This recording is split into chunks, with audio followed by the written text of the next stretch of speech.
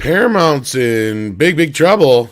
We're going to talk all about that and more this morning with the one, the only Chris Gore on Midnight's Edge in the Morning.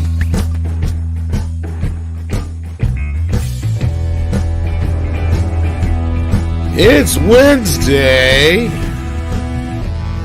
Hope everybody's having a great time this morning.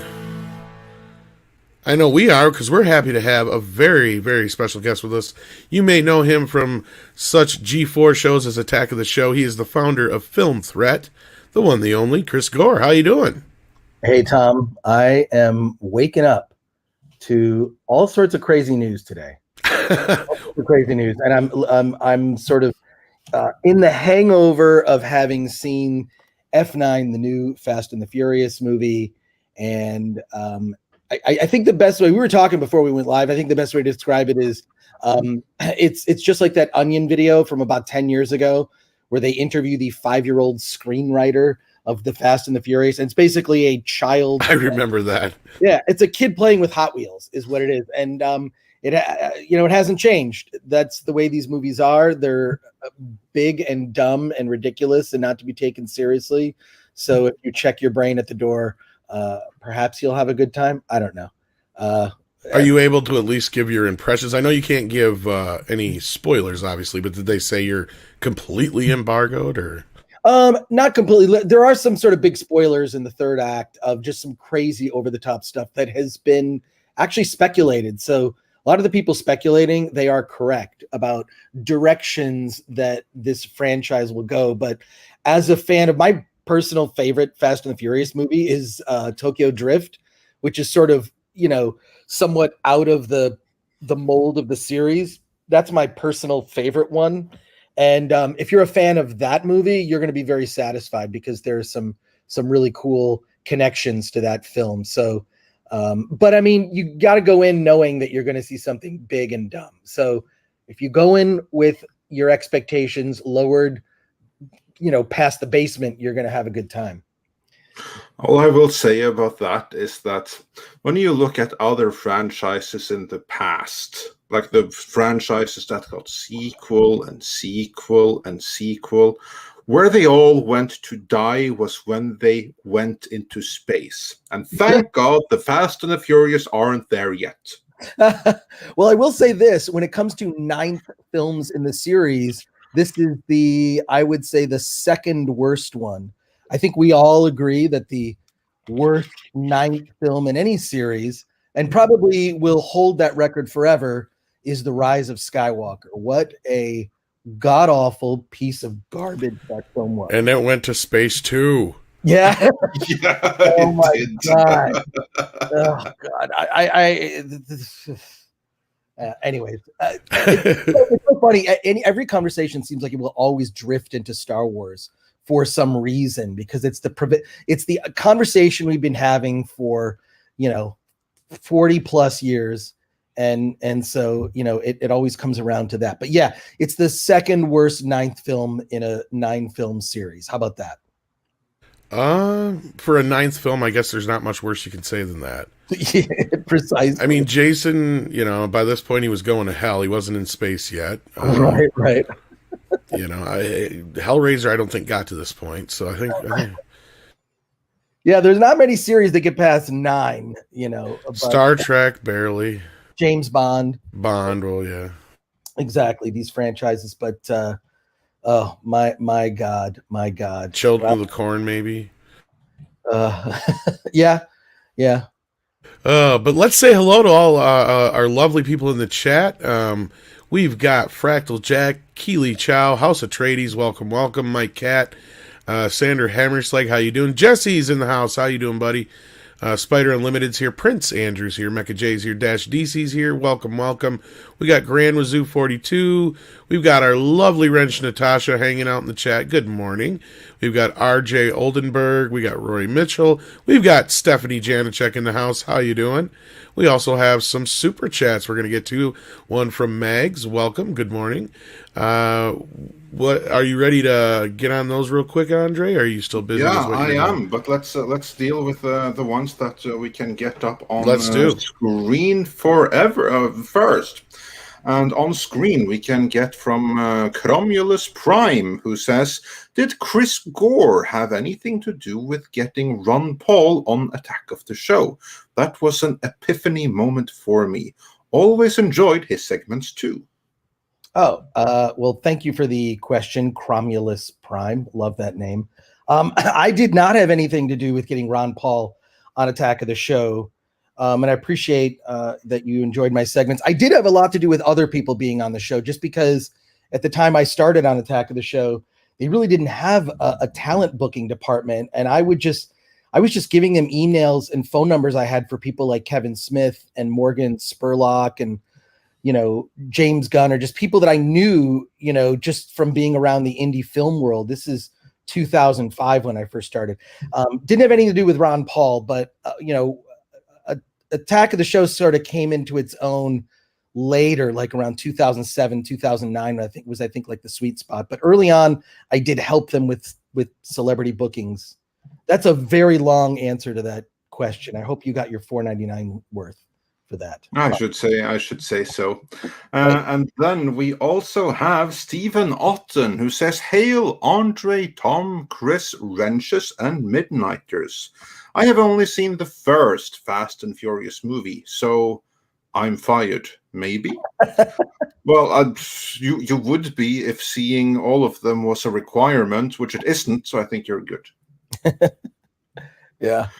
Yeah, I think so. And let's see which one else I can get up on screen. HyperGuyver2 says, hail Midnighters and chat. 100% of anything Seth Rogen is attached to is trash. He's unfunny and talentless and doesn't deserve the clout given to him.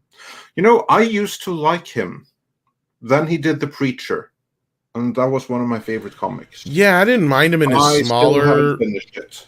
Yeah, I don't mind him in his smaller side roles, like in Superbad and shit like that, and 40-Year-Old Virgin, but then when he became the star, I was just like, out. No, done. Yeah, well, that pickle movie, I don't know if you saw that movie. No. Oh, yeah, that's a food thing.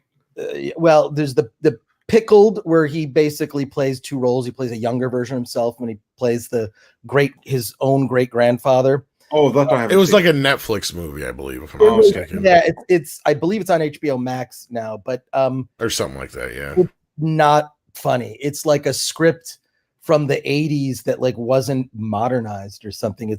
It looked like a bad Adam Sandler movie is what it looked like. Pretty bad. I will say I did like Sausage Party, in which he did the voice. Yeah, that was fun. Yeah, that was fun, and an interesting take on like it's basically a parody of a Pixar film. So I quite enjoyed that. Yeah, and I also really liked The Interview. I thought The Interview was good. The interview was good, but I didn't like Sausage Party. Sausage Party to me would have worked better if it was only a short, because once they start swearing, the joke is kind of gone, and then to do that for 90 minutes was just like right. Horrible. But I understand. Yeah, I understand why people liked it, but to me it was like, okay. Yeah. And then we have Mags, who says, hail Yes. all. Can't listen right now. I'm at the vet for my cat. Hopefully it's not hopefully it's not a bad reason. Hopefully. So hopefully Kitty will be fine. And then she continues, all good. We'll catch the replay at ludicrous speed later. I see what you did there, and I approve of your Spaceballs reference. Fast forward through this part. In fact, don't ever show this again. Yeah. And then Goskar Farlat says, for $20, happy belated birthday, Tom. Thank you. Also, check out what the Ninth Circuit Court said about Star Wars. I saw that. Did you see that, Andre? Yeah, I saw. We basically have a court order calling Star Wars, what was it, like... Here, I'll see if I can bring it up. Or something. Well, it had nothing to do with Star Wars per se. I think it was something to do with ConAgra versus somebody. Something to do with... I'm sure we can get into those details. I don't even know all the details, but here's the quote anyway. It was talking about it's too much to get into, but like basically it was talking about the purity of the oil. basically, here's where it comes in. It goes, to use the phrase 100% natural on Wesson Oil appears meaningless because ConAgra no longer owns Wesson Oil. In reality, this promise is about as meaningful as enduring as a proposal in the final rose ceremony in The Bachelor. Simply put, Richardson, the new owner of Wesson Oil, can resume using the 100% natural label at any time it wishes, thereby depriving the class of any value theoretically afforded by the injunction.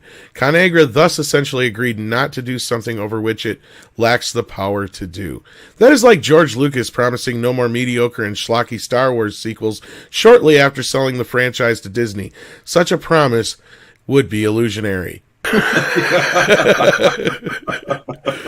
And then the number here says, as evident by Disney's production of The Last Jedi and The Rise of Skywalker. So it's official.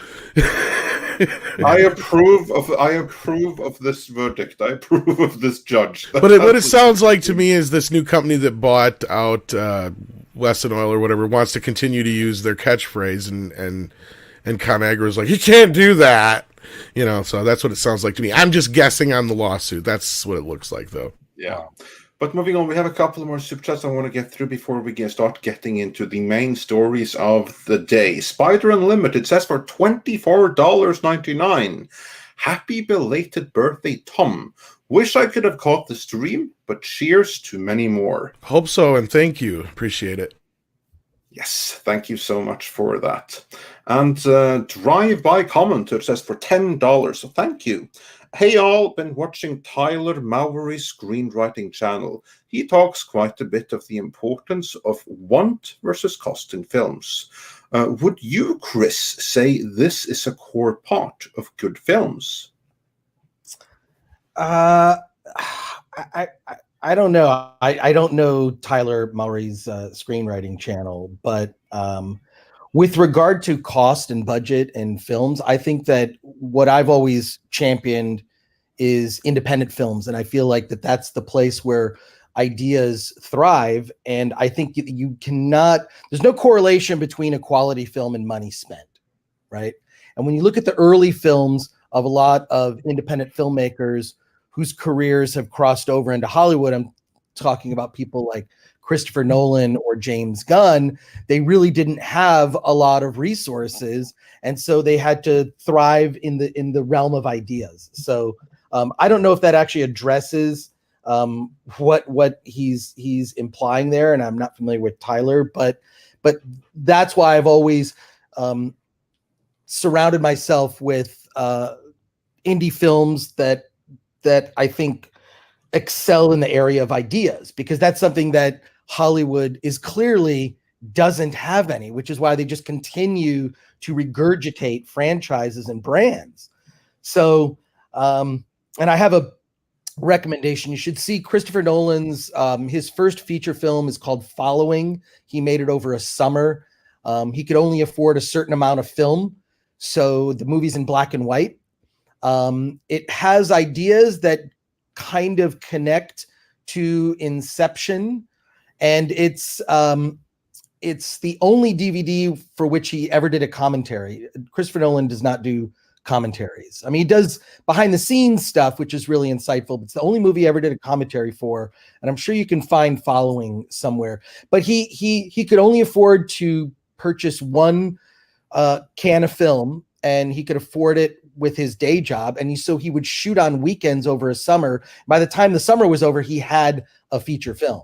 Wow. So that movie premiered at the Slamdance Film Festival back in the early 2000s. In any case, that's how Chris Nolan began. And I feel that not having money forces you to really push the envelope when it comes to ideas, whereas Hollywood solves every problem with money, which is why most Hollywood films are complete garbage crap and are, we were talking about this before, content. That term content, they're not even movies anymore. It's just content. It's filling a slot.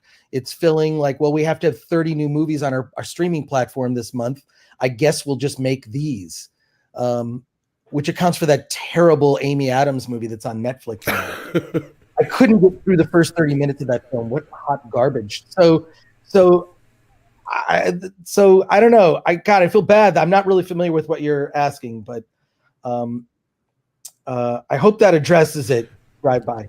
I'm assuming it's a YouTube channel, but no, I think you're right, Chris. At least from that perspective, like look at things like, I mean, I know it wasn't necessarily an independent film, but A Quiet Place, it spawned a franchise. John Wick spawned a franchise.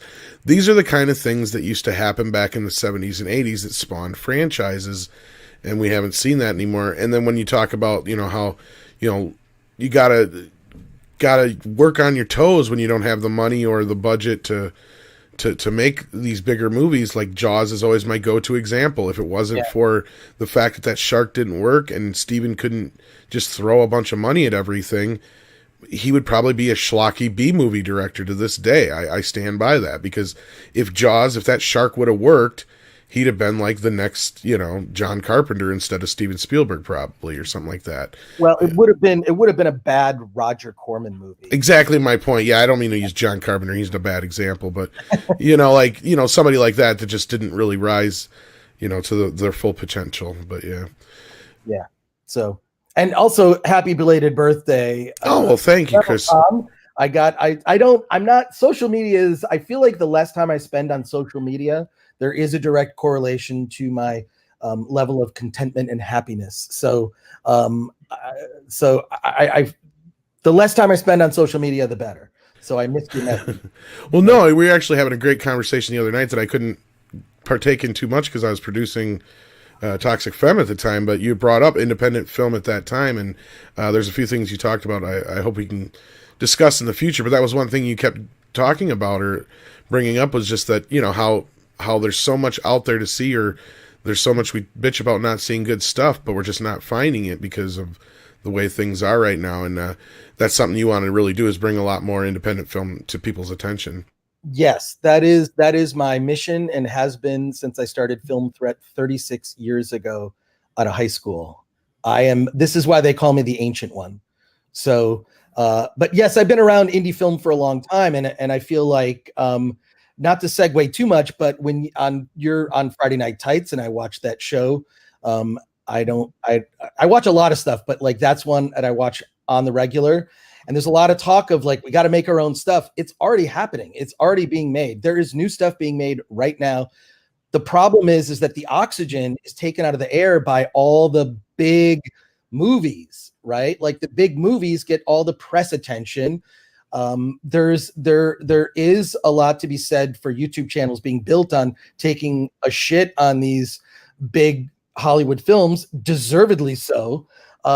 But I can tell you from experience that there's not a lot of YouTube love when it comes to talking constantly about indie film. It's just not part of that conversation. And my goal is to make this part of the conversation, to tell you that, look, and I can sit here and tell you that every indie movie is good just because it's indie, right? That would be like saying, hey, this movie is good just because it's directed by a woman, which I think is, that's a terrible idea to espouse, right? It's like, no, movies should be based, they should be judged as a complete work, right? So indie film, there are good indie films out there. You have to sift through, just like with anything. I mean, we review about 2,000 on the Film Threat website, and I can tell you there's about 100 every year, maybe 50 to 100, where I'm like, holy crap, you have to see this. And I'm going to drop recommendations throughout this live stream. I apologize for that rant, Tom. I thought we were having this fun text conversation, and then I went off. No, I still don't consider it a rant. Like I said, I wished I could have got more involved in it, but I was juggling 3 other things at once. But no, and I'm glad we got a chance to talk about it. And I do think maybe we'll work something out with that in the future, like you and I had discussed. But sure. Yeah, thanks for the super chat drive-by commentary or commenter. For those who may be looking into screenwriting, it sounds like Tyler Mowry's channel is a good place to go. And if you want to check out some independent films, go to Film Threat's website, right? Yep. Just filmthreat.com, or we have a YouTube channel, Film Threat, where effectively I interview independent filmmakers. And then additionally, I have other members of my team. We do watch parties of indie films once a week, and then we review indie films as well. So there's like 3 of us that do stuff on the channel, but I have not figured out YouTube. I have no idea. Seriously, I've been more serious about YouTube the last year. Like once the lockdown happened, it's like, well, I can't go anywhere. I guess YouTube, right? So I didn't, and I know it was like a couple years ago, I discovered your channel, Midnight's Edge, and of course Nerdrotic and Geeks and Gamers, among others. So really just enjoyed this as it's the kind of conversations you'd have like waiting in line to get into Hall H at Comic-Con or something, or at I love going to like Dragon Con and LA Comic-Con and whatnot. So it just reminds me of those kind of really frank discussions of really inside nerd stuff, which I love. Yeah. Well, let's get into the rest of the super chats, Andre, because I know we got to catch up on those, because I'm sure people are just dying to find out what the hell's going on with Paramount. Yes, we're going to get into that momentarily. First, let's go back to the very beginning of super chats, the ones that we can't get on screen, meaning they're already classics. Changhua says, for $2 current Hollywood movie don't appeal to the majority. And that's ironic, because that's what they're trying, and in trying to make it appeal to everyone, they make it appeal to no one. That's kind of what happens. And Raging Golden Eagle says, for $5, thank you so much. Hot take. The majority of movies have always been garbage. When looking back, we only remember the good ones that stood out. The trash is forgotten. Raging Golden Eagle, thank you. You are so right. I agree with that completely. If you go back to the 80s, even great years like 1984 and stuff like that, the year was amazing, and we got 12 memorable classics. But there was a ton of crap there as well that we've forgotten now. We only remember the classics. If you just go back and look at the list of movies that were released across the board, even in 1984, 1982, what have you not. Yeah, some titles will stand out. The rest you probably will never have heard about. And they didn't blow anything up at the time of release, and they don't stand out. So that's a very good point there. And Cultured Casino says, for $2, it used to be 99% bad. Now it's 99.8% bad films. So obviously he is referring to your epic stream that you had over at Film Courage. And your video there went a little bit viral. For those that haven't seen it, I put that in the description. And the video at Film Courage is called Why 99% of Movies Today Are Garbage, featuring Chris Gore. And even the thumbnail of this live stream is a riff on that thumbnail, so it'll be quite easy to find. And I would like to argue, though, a point. There was a time where the good to bad movie ratio was a bit different. And we also had a point where it also, I think, especially the era we pick from the most, like the 70s and 80s, I think the bigger difference was there wasn't as much studio interference on certain things. And the other side was there's a huge independent market, especially with drive-ins and stuff in the past. And then there's not as many movies that came out back then as there are now. I noticed a huge leap, I want to say about mid-90s. Of course, that correlates with the multiplexes. But where we went from where there was an average of 2 movies coming out a week, and a studio would release, maybe 12 movies a year, to double that. Right. It was almost overnight. So that's the other problem you have. So you have so much more shit to sift through. And then you add in the streaming wars, my God, it just got worse. There's so much more shit to sift through now. But yeah, that's just my observation on that. I mean, I could be wrong, but I just feel like there was just a period there where we were getting a lot more great films because, when the companies started getting sold out from under the studio, the big moguls back in the late 60s and stuff, and you had, the companies are just we don't know what the hell to do with these. We don't know how to make movies. Here, kid, here's a couple $1 million, go make me a movie. And they would come back with things like Easy Rider and Star Wars. So, I mean, that's, I think that's kind of a bit different than they are today. Well, Star Wars was in development for a very long time. And I mean, and also famous, George Lucas continued to edit the movie after it was in theaters. There's a great book that I would recommend called The Secret History of Star Wars. Yes. And I don't recommend that you read the book. I actually recommend that you get the audiobook, because the audiobook, the guy who reads it is a voice actor, and he does everyone's voice, including Lawrence Kasdan. And he talks in sort of a nasally Michigan accent, of which I'm familiar. In any case, that's a great book that really talks about the development of Star Wars. And John Carpenter has this famous rant, I'm sure you can find it online, where he talks about why most movies today are garbage, which is because there is a release date announced before a screenplay is completed. Yeah. And especially in the case of like even The Force Awakens, I mean, you heard about the debacle, behind the scenes. We've heard rumors. I still feel like we haven't heard everything about that. There are those series of Rinsler books about the making of all the Star Wars films, and there was supposed to be one about The Force Awakens, and it will never see the light of day. So just so much of everything was being retooled up until the last minute. The studio was not happy with JJ. I don't know why they hired him again. It's moronic to me. But in any case, movies back in the day in the 70s, it's like, well, the movie's, let's release it when the movie's done. It was not done. There's a very good documentary that just came out. So yes, the longer I'm on, the more movie recommendations you're going to get.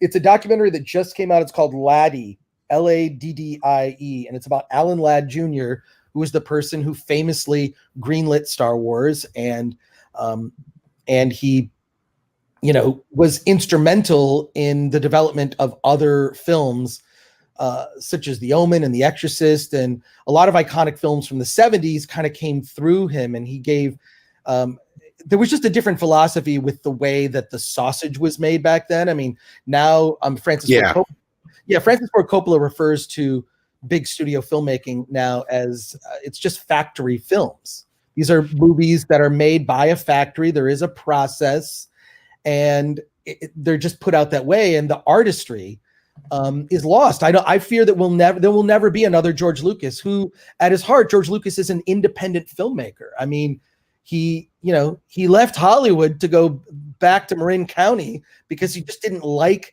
the Hollywood scene. I don't blame him. I mean, and that's all in that book, The Secret History of Star Wars, which, Andre, it sounds like you're familiar with that book. I am, yeah. Yeah, same here. Such a great book. They actually reprinted an interview I did with Gary Kurtz back in the day. That was on, you can find it on the Film Threat website, the whole interview, but it's an interview I did with Gary Kurtz where when the special editions of Star Wars came out, he was very polite and didn't go out of his way to really criticize the special editions.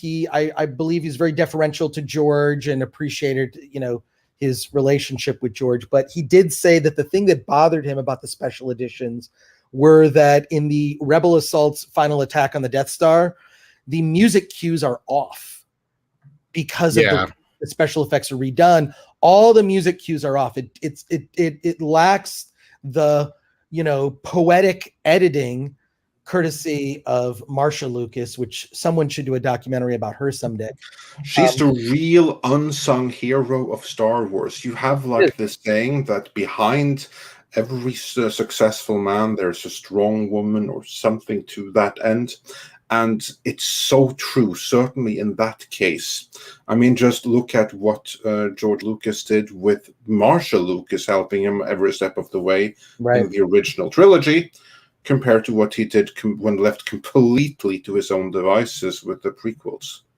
Yeah, that's true. Although the prequels have grown on me, they have their moments. Here's because I think that the core story is fantastic in the prequels. They're about the fall. They're basically the same story as Citizen Kane, which is brilliant.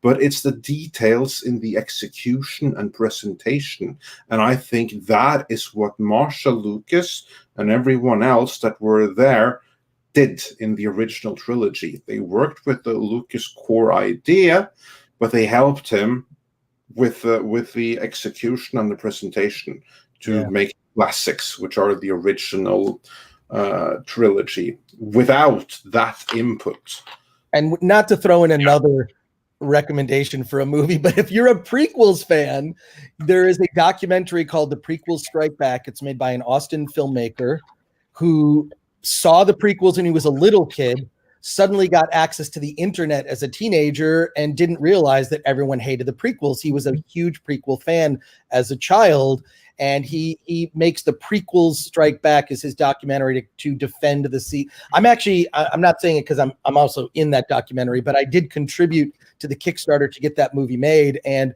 it's a really amazing documentary. Just things that I learned in there. For example, that the theme at the very end of episode 1, the celebration theme that's played on Naboo, da da da da da da da da da da, in a different key is da da da da da da. It's the Emperor's throne room music from Return of the Jedi.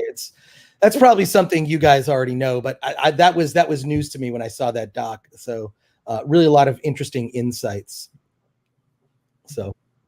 Yeah, well, thanks for another great recommendation. Do keep them coming. No one minds that here. There should be a sound every time I make a movie recommendation, just like a little ding. We need a little button. Throw that out there. I just want there to be like, Tom, this was part of my rant to you. It's just like, look, only way an alternative to Hollywood will exist is if tastes of movie makers, of movie goers change. The audience needs to change their tastes. This is so true. I love a big, dumb blockbuster, just like I love a Big Mac. I don't eat Big Macs often, but, it's a delicious sandwich from McDonald's. But I think that you've got to have a balanced media diet. You can't just live on watching the stuff that Hollywood puts out. If you balance your media diet and you see some independently produced documentaries, like a movie called Clapboard Jungle about the journey of a filmmaker, or another good documentary called 24 by 36. It's about the art and history of movie posters, along with some other recommendations like Christopher Nolan's first film, Following.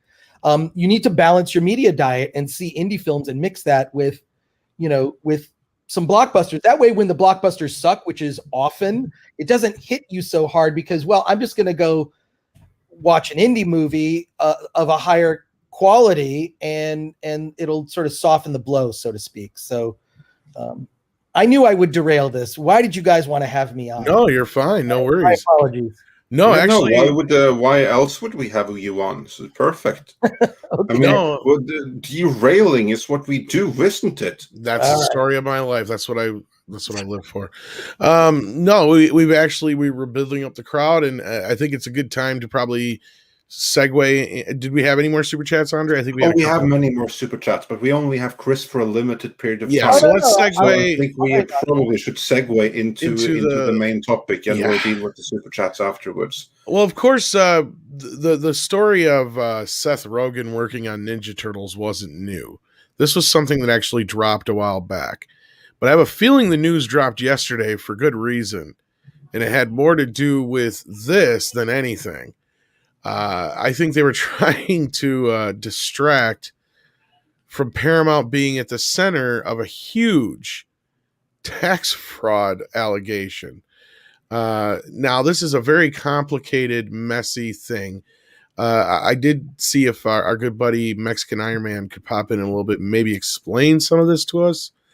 But basically what it boils down to is Viacom is being accused of hiding almost $2 billion in money.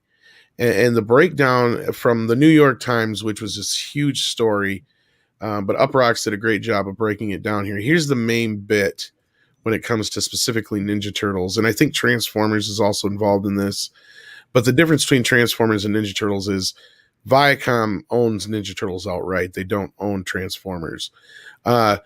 In the suit, the executive accused Viacom of hatching a plan to attribute the revenue from the popular franchise Teenage Mutant Ninja Turtles to the Netherlands for tax advantages, while the rights to the franchise are owned by a Dutch entity.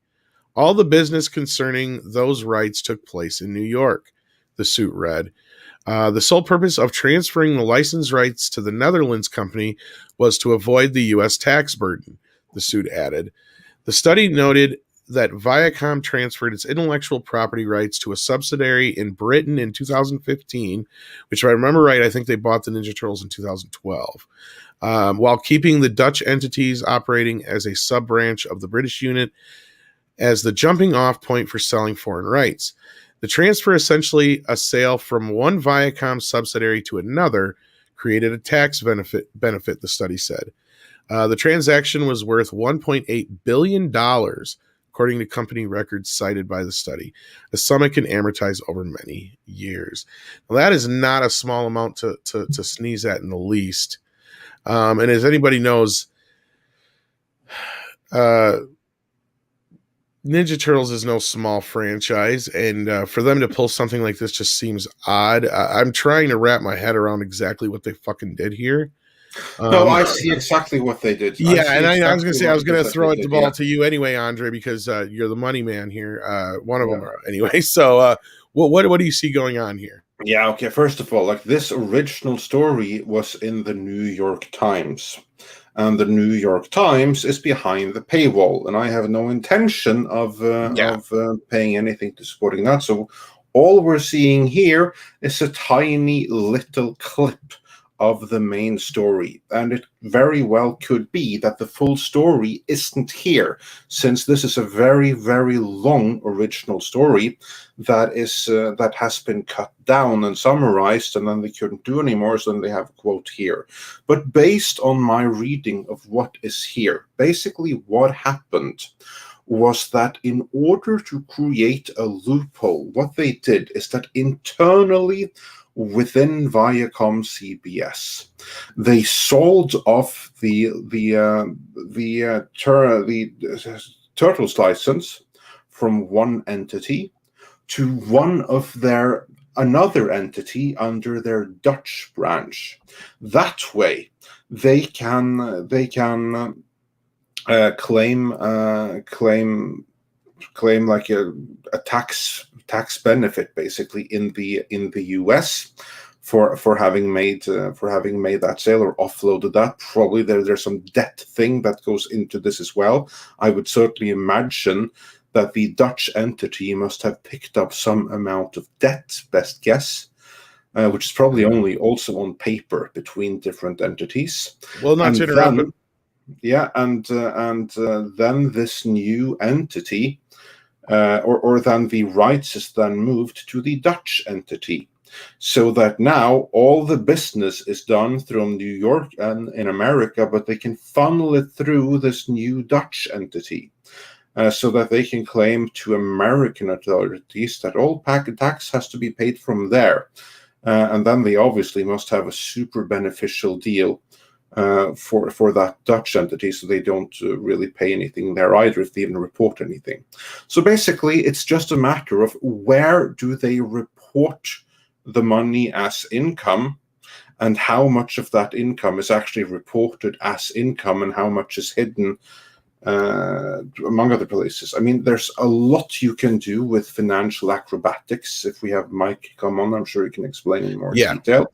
But basically, just to sum it up, they've done some financial acrobatics, and whoop, the end result is that it's not that they owe $2 billion worth of tax, but it's a value of total $2 billion that is taxable, that they have been able then to keep out of their books.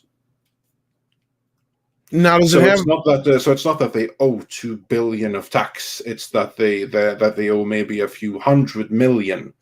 But then, of course, it's the deceit, and that may be the bigger issue. Yeah, because this is a year after the first Michael Bay Turtles film. This is my question for you until Mike gets here. Does this really have shit to do with the Ninja Turtles so much more as it does just with Paramount trying to move money around without having to pay taxes? That's a bigger story, because if it's the Ninja Turtles or if it's something else doesn't really matter. It's a brand that's owned by them. So if it's property A or if it's property B, that really doesn't have that big a role. It's Viacom that has seemingly overtly committed tax fraud using one of their assets. Exactly which asset is a matter of secondary importance. So it doesn't become more serious because it was the Turtles instead of SpongeBob. But of course, they might have done something else there as well, because here's like the thing: who is to say that this is everything? If the tax department really starts looking, they might find more. Yeah, and I actually have the New York Times version open here fully, and I'm trying to kind of make some more sense of this, because this bit that Uprocks posted is actually from the very end of the article. Here's another part of it. It says Dutch tax authorities, in an effort to compete with other European nations, have offered favorable rulings in multi blah, blah, blah, blah, blah. In other words, for every dollar Viacom collected overseas for a blockbuster like Transformers, after converting from reals, lira, and renminbi, if I'm saying that right, less than a penny was likely subject to corporate income tax, according to the study. Ridiculous. Nice. Yeah, I did send the thing to Mike. He said he should be in a little bit to help kind of break down some of this stuff. But Chris, I don't know how how much you know about this business, because this kind of dropped on us. This wasn't exact. We were going to talk about Ninja Turtles and your interview and stuff like that, but this kind of dropped on us in the middle of the night.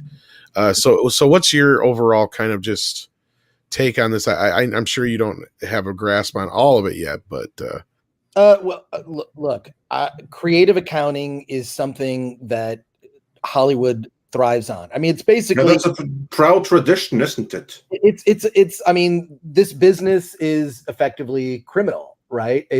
And so it's like, this is one case of something coming to light. There's so much that we don't know. I mean, people that you constantly hear stories when you read the trades, which are mostly lies anyways. It's mostly just for people to just, hey, look, I was in the trades. There's a really good Shane Stanley, who's also appears frequently on that Film Courage channel. He has a lot of insight into that, and it's Fatty, most of Hollywood is just a tax fraud scheme. I mean, the way I see it is, this is especially like knowing some of the inside when it comes to at least the financing of indie films. It's, a lot of that is art welfare, right? It's you're giving money to artists just so they can go off and express themselves. It's not always successful, but I think a lot of it is so that they can brag to their friends, like, hey, I invested in a movie, which is basically just to hide money that they, would have had to pay taxes on anyways, right? So none of this surprises me. People that are among the biggest celebrities have to sue to get their owed residuals from films. So none of this is, when you sent me the story, I'm like, yeah, and it's a Wednesday. You know what I mean? Like, this is like a kind of thing that seems that happens so often. You're just kind of numb to it. It's so, Well, and yeah, that was kind of like with Andre, because I'm like, how is this not the main topic today? Because, like, I know this, like you said, this goes on all the time, and I like to call it. Well, it's the main topic now. Yeah, I like to call it movie math, is what I like to call the finance, and it all depends on who's asking. Is the other thing I like to say, because if it's one person asking, the movie made more money than any movie ever made in history. Yeah, but if it's the other person asking, then it never made a dime. Well, there's also that creative accounting. Exactly, creative accounting, yes. The creative accounting that goes into the reporting of box office receipts. That is a lie. It is often a lie. It's been exposed a little bit more recently. With this didn't get as much play as it should have, and it's a story that I believe that you guys covered, where Disney was caught like buying tickets to empty theaters, their own box office. Yeah, there was. Yeah, we did cover that story. Yeah, we didn't make any comment on if we believed it was true or not, but we did say this story is out there.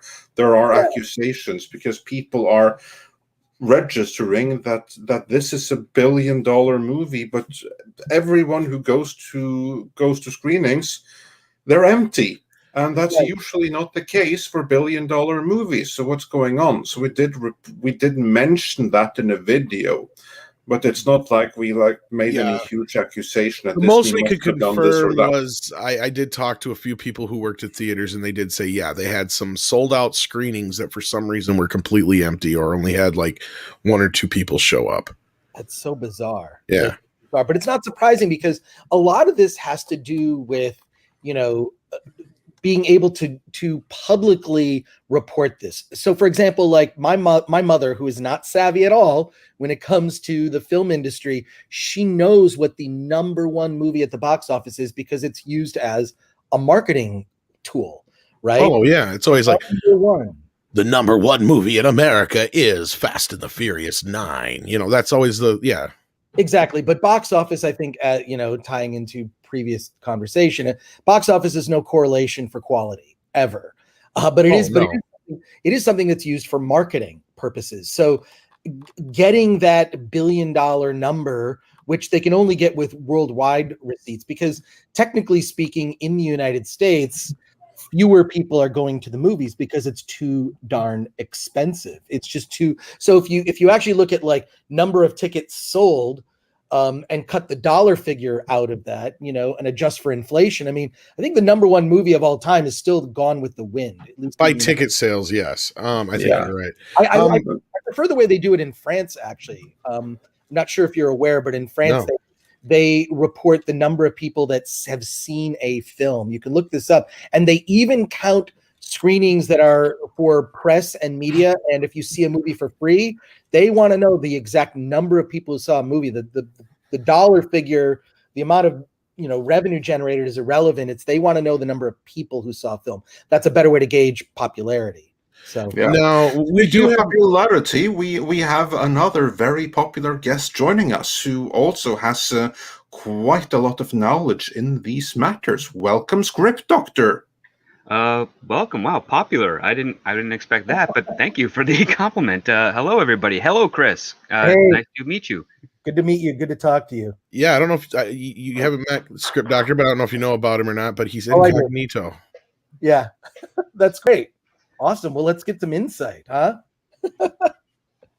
Sure. So yeah, I've been listening here. I've got some. What is Paramount doing to my turtles? Well, technically nothing much different than what other studios do. I mean, another franchise that a lot of people like, James Bond. I believe the company that the Broccoli's own the rights to that is from Switzerland, and Eon or whatever. Not Eon. It's called gosh, I have to work. Oh, I know the other one. Danjak or Danak. Yeah, Danjak. Yeah, they do that, and I think also.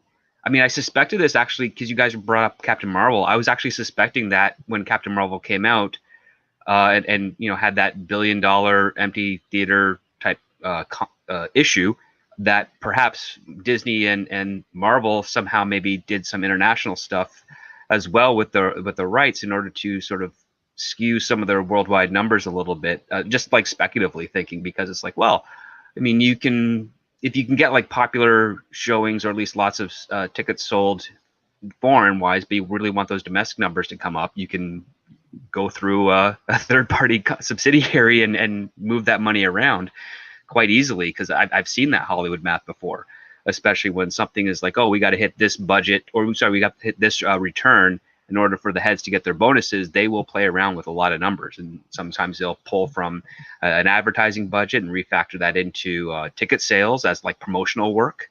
I've seen them do that before, which is quite weird. But yeah, like this just seems kind of like normal to me, sadly. But also, this is like the question: normal, but they got busted. What's the consequences? Well, I think this is a different type of bust, because even like I would say like the IRS and other tax companies know these things go on. They just don't really care because what they do pay in taxes is still quite significant. And although I do know a number of people that have worked for revenue agencies internationally that would love all of it, in some cases they just rather take the big chunk that they can get, unless there's some sort of like grievance really, because there's a lot of like personal stuff going on with tax collectors as well. Some of them are happy to get, say, if something like a Star Wars film like The Force Awakens, that $2 billion worldwide, all the various countries that have their own tax collection services, plus the IRS and CRA and whatever you have, they all got a lot of money. They all were able to collect a lot of money off of that. But probably would be more if the movie math was true, and we'll never know what that is. And I seriously doubt like even the revenue agencies themselves will know what that is, but they're just happy to at least get enough because it's like, well, you know, we suspect we were supposed to get, you know, $700 million off this, but we ended up getting 550. You know, like that's that's kind of like how it works out. And this one here, you were right, Andre. It's 2 billion of revenue that's not properly taxed, not $2 billion No, dollars in exactly. taxes. That's what I mean. Yeah. Because So that's this is usually like how it ends up working. Yeah. Yeah, like from what I'm this is reading, more like 200 million, maybe. yeah, from what I'm reading here, it was the new Biden tax law that turned this over. And according to Jeffrey Cadet, I think that's who said this. If you take money or other property like licensing rights and you move them from one subsidiary to another subsidiary, have you done anything that changes the group as a whole economically? The answer is that you haven't. It's like taking a dollar bill from your left pocket and moving it to your right rear. You still have the dollar bill. So yeah, true. I mean, one extra step would be, you know, you exchange that dollar bill for the local currency and then put it in your other pocket as like the laziest form of money transfer, if you will.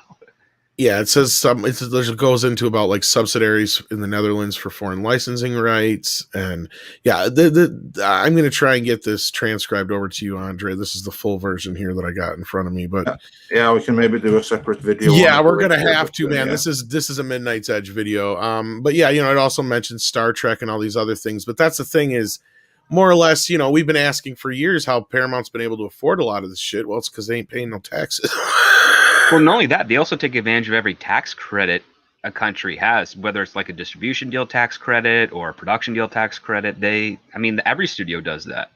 And on top of that, we also kind of learned, it's not 100% confirmed, but I think, I have a couple of people that know something's up. But for instance, Secret Hideout rented Pinewood, Toronto for 5 years, but there were other productions shooting at Pinewood, Toronto, and they were supposedly paying Secret Hideout like to rent that subleasing, space. yeah. Yeah, they were subleasing. Yeah. Yeah. And that's how you can create like a revenue flow that can take advantage of more tax credits, which can be funneled into other productions and moved around. Like it's really, yeah, Chris is right. It's very organized stuff, so to speak.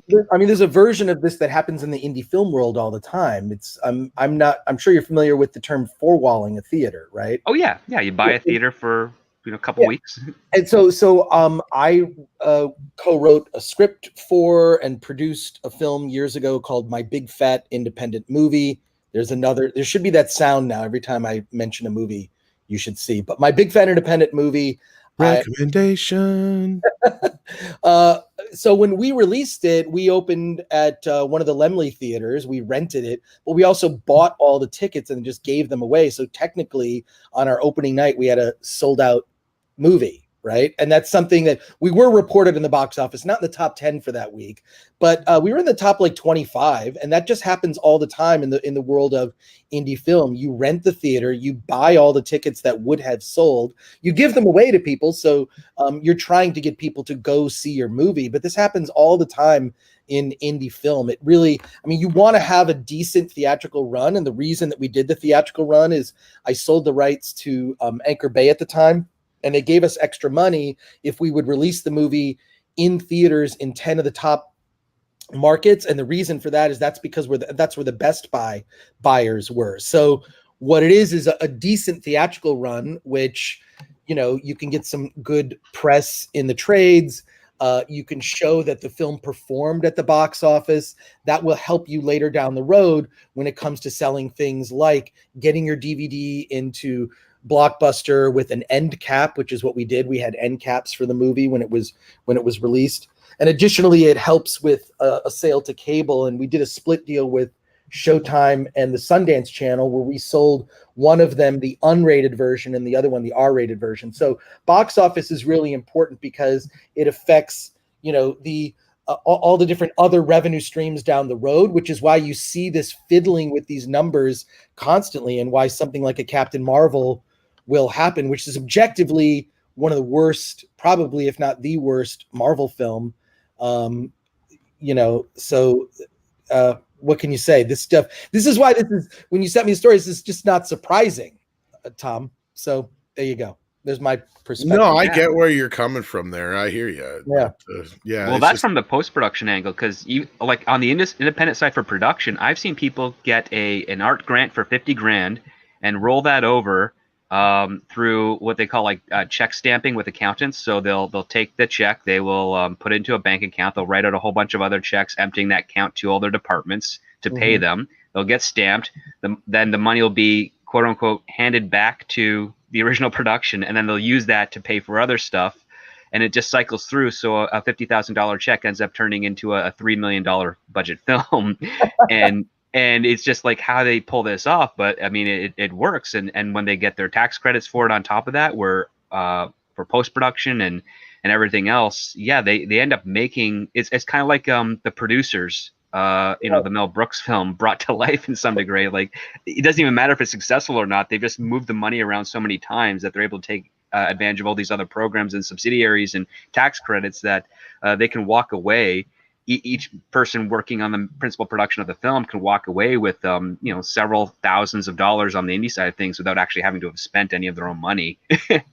Wow. and still put out a film that they could possibly make a profit on through distribution. Yeah, it is kind of funny how it's a producer's kind of thing. I used that meme a couple times already but no, that's what I kind of see here. And just, I mean, I know the first, movies like the Ninja Turtles didn't really make any money anyway. Like the first one really didn't do well, and the second one lost money. So, like, I mean, as far as those movies go, that's the kind of funny thing here is that what this is all about? Is they're covering up for the money that these movies have lost, or is it just they're not? I'm trying to grasp around it, but I got to get deeper into the New York Times story on it. But again, I know what you guys are saying, especially Chris, with like, this is just Wednesday in Hollywood, right? But I have a feeling this maybe going back to my initial point anyway. I have a feeling that Ninja Turtle news dropped yesterday to kind of cover this. They knew this was coming, like they knew that New York Times story was going to drop. Oh yeah, to drop something else, right? to get people angry instead. Yeah, definitely a distraction. Yes. Yeah. Well, not only that, dominate the search algorithm, right? So if you type in Ninja Turtles news, you're probably going to get the Seth Rogen thing before you get the New York Times thing, right? Very, very sneaky and very clever. Yep. We have a couple of super chats on that. First, Hurin the Steadfast sent us $50 Canadian. Thank you so much. And he says, in Canada, we have the CRA, which is Canadian Revenue Service. You don't fucking mess with them. If they think you are hiding something, they will lock your accounts and empty them. It's up to you to prove them wrong and try to get your money back. Yeah, actually, this is the same thing in my neck of the woods as well. The last person in this country you want to owe any money to is the government. Then there's no freaking mercy. Well, I've dealt with the CRA many times. Luckily, they have to get a court order to do that with your account, and it's not easy for them to do so. I mean, if you do find yourself on the receiving end of that, you did screw up terribly. But most cases, especially in the last year and a half, a lot of my friends who have had to use them to help with their taxes and with supports, they've been obscenely competent, like frighteningly so, at least in the areas that I work in and live in currently.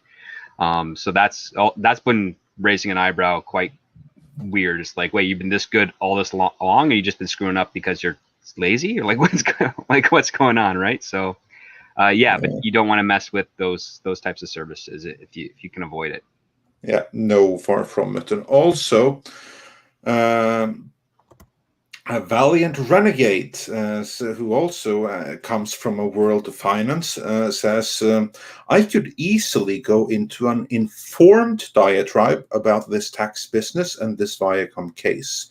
These companies have armies of lawyers and CPAs that scrutinize the legality of these movies in advance. We have to have you come on one of these days, Valiant. We can talk about this. Would be since you already are informed on this matter, whilst we haven't had time to fully research it yet. So that would be cool. And let's see if there are some other. We have many more super chats to go through. We haven't forgotten anyone. We're going to get through them all in the end. That these ones jump in the queue because they were very relevant to the topic at hand. So yeah, it's going to be interesting to see what comes of this. I look forward to taking a deep dive into the story. But to me, at first glance, my question is, if this is what we know of, what else is there? We already mentioned Star Trek, and what they've been doing there. Now, I think that there you possibly have quite the hornet's nest to start digging into. Yeah, and I guess one question that came up last night when this first dropped, and we were talking about, I was on Paulie's channel, and people were asking questions.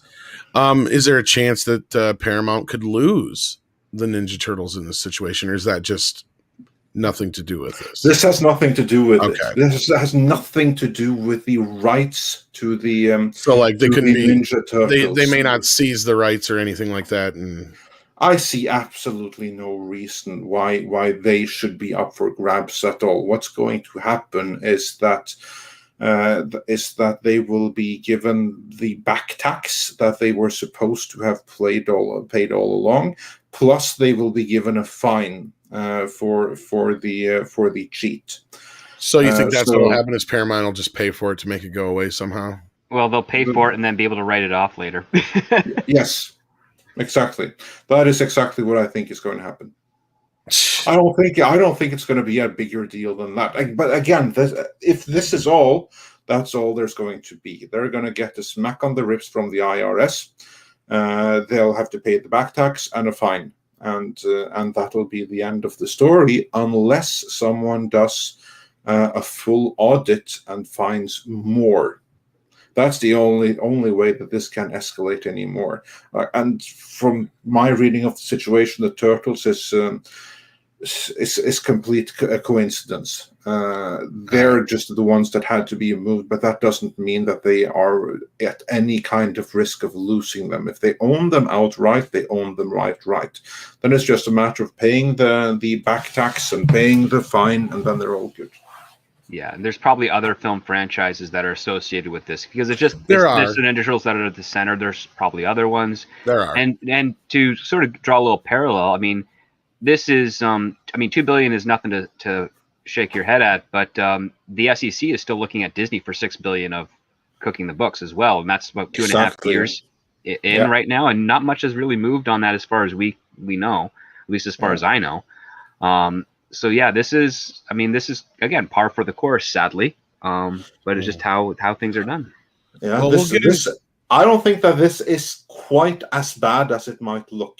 At least it should be, but I don't think that this will be given the attention that we might think it deserves. That's what I was thinking too. But like, speaking of how bad things look, this looks worse, and this we'll get into after we grab some more super chats here, because this is really what set this whole thing off yesterday. And like I said, I think this was just to distract from the other news, because this is something we've known about for a while. Because we reported back on this. How long ago was it? Script on Midnight's Edge After Dark, almost like 6-7 months ago. Yeah, definitely last year. Yeah, it was definitely last year. This is not new news. So I do feel like this was maybe just to distract, and we actually got a date. That's the only new part of this news, August 11th, 2023. But we'll get into this a little bit more. But I think we had a couple more super chats maybe for Chris that we wanted to get into. Yes. Well, let's see if what we have for Chris. I'm just going to go through them. Chris, how much longer do we have you for? Oh, I can stay through 11. Okay, so another 45 minutes. Yeah, sure. Super. Cool. Okay, brilliant. Then I don't have to rush that much. Okay, going through the super chats, I just have to see where we left off. Mr. Tickle Trunk sent us a little doggy super sticker, and Dash D's said for 10 Canadian dollars, yesterday was my 20th AA birthday. Although no one remembered here, I shared my day with you all. I bring it up now only because you all should feel proud for you all contributed. I thank you. Oh well, Dashties, you should have told us yesterday. We would have mentioned it. But in any event, congratulations on 20 years. How do you put it? Like Sober. 20 years on the water wagon? It's on the wagon. Yeah. Sober and on the wagon, yeah. Perfect. Congratulations. So happy for you. Well done. Keep it up. 20 more. And Moses A. Waiver says for $4.99, hail my favorite renegade band of geeks and poets alike. How are you all doing? Well, I'm good. How are you all doing? Chris and Script and Tom. I think we're all good. We're all good. We're chatting about film stuff we're very passionate about. So. Yeah. We're good. We're good. We're all good here. How are you? and then says, hi gents, hello everyone. And let's see, I think we got this one. HyperGyver2 says, hail Midnighters in chat, 100% of anything Seth Rogen is attached to is trash. He's unfunny and talentless and doesn't deserve the clout given to him. Hold that thought. Yeah, we're about to get into it. But we're going to get into it some more. Blame Judd Apatow. I think we got that one already. And then Grand Wazoo 42 sent a popcorn super sticker, and Kenneth LaRock sent us a little Pearman super sticker for $5 Canadian. So thank you so much for that. Spider Unlimited said, happy belated birthday, Tom. Wish I could have caught the stream, but shares too many more, plus a $24.99 donation. So thank you so much for that. We really appreciate it. Yeah. And Hurin the Steadfast says for $12 Canadian, I just watched that kid give the interview for Fast and the Furious script. I lost it laughing when the host asked how many more movies, and the kid said 600. Well, there are well on the way. And that kid grew up to be Michael Bay. And Golgo13 says for $5, happy belated birthday, Tom. Hail Midnight's Edge and the Wrenches. I miss G4. Then again, I miss the 2000s in general. Long live the fighters. Nice Dune reference there. Right. And I only like the film section of Attack of the Show. Sorry. Oh, thanks. Yeah, no worries, Chris. Yeah. It was fun. And Jorge Burgos says, hail, I love Chris Gore, Hong Kong cinema. Yeah. Oh, wow. Thanks. Oh, that's right. I did a segment with a guy named Jeff Wong called Asian Underground. And so, yeah, it was like maybe like once or twice a month we would do that. But I don't know if you noticed, like when I did that show, this was my sort of subversive thinking, was a couple things. I used to mispronounce swear words because I found out I could get away with it. So I would call I would say a certain person was like a shatheed or something. But the other thing is that I would always sneak in reviews, like little references or reviews to smaller indie films constantly, because I was obligated to review the big DVD that was coming out that week, right? The big movie that was coming out. But then I would talk about like a Beelzebub movie, like Anthill Dick Farm, which is a real movie and you should look that up. But I can't take any responsibility for if you use Google Images to look up Anthill Dick Farm, and it's also shocking that there is a movie called Anthill Dick Farm, which I actually did work in an Attack of the Show. We had to put a little Post-it note over the graphic for the movie, but you don't have to do that online. But yeah, thank you for your kind words. I appreciate it. So there you are. Yeah, excellent. Anthill Dick Farm, is that what it was called? Anthill Dick Farm. That sounds like a band from the 90s. Yeah, it does actually, like a punk band. But no, there's like a Finger 11 cover band. Yeah. a guy named or something that the Primus guys might have cooked up. Well, it's a filmmaker named Beelzebub who makes these super low budget horror films, but they're filled with a lot of heart, one of my favorites that he made is called Ass Monsters. And Ass Monsters is about a bunch of filmmakers wanting to make a low budget movie and how they go about it. And it's utterly ridiculous. It sort of starts at a convention. They see this guy selling VHS tapes of his horror movies. They say, well, we should do that.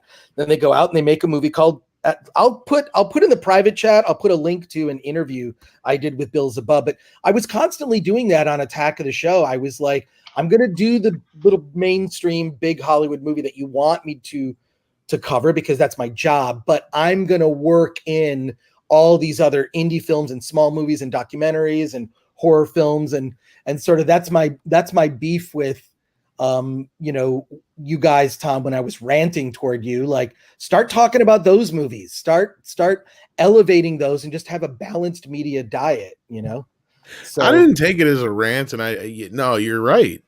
I mean, it's out there. It's just so difficult to sift through some of this stuff. But I think that's why you have me, because no, totally.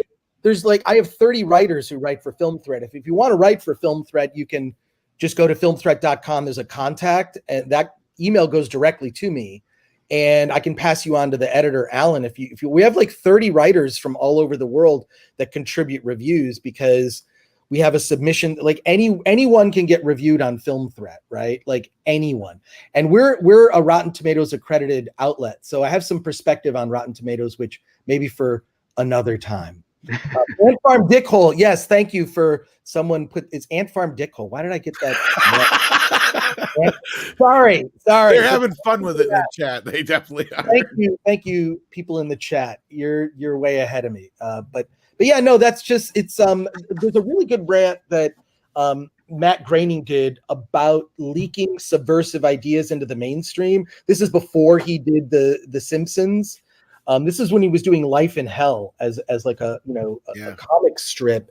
And it's really amazing because if you on its surface, if you watch, Ass Monsters, a real movie, look it up. And also, Bill Zabub's movies are good because his entire YouTube channel was taken down.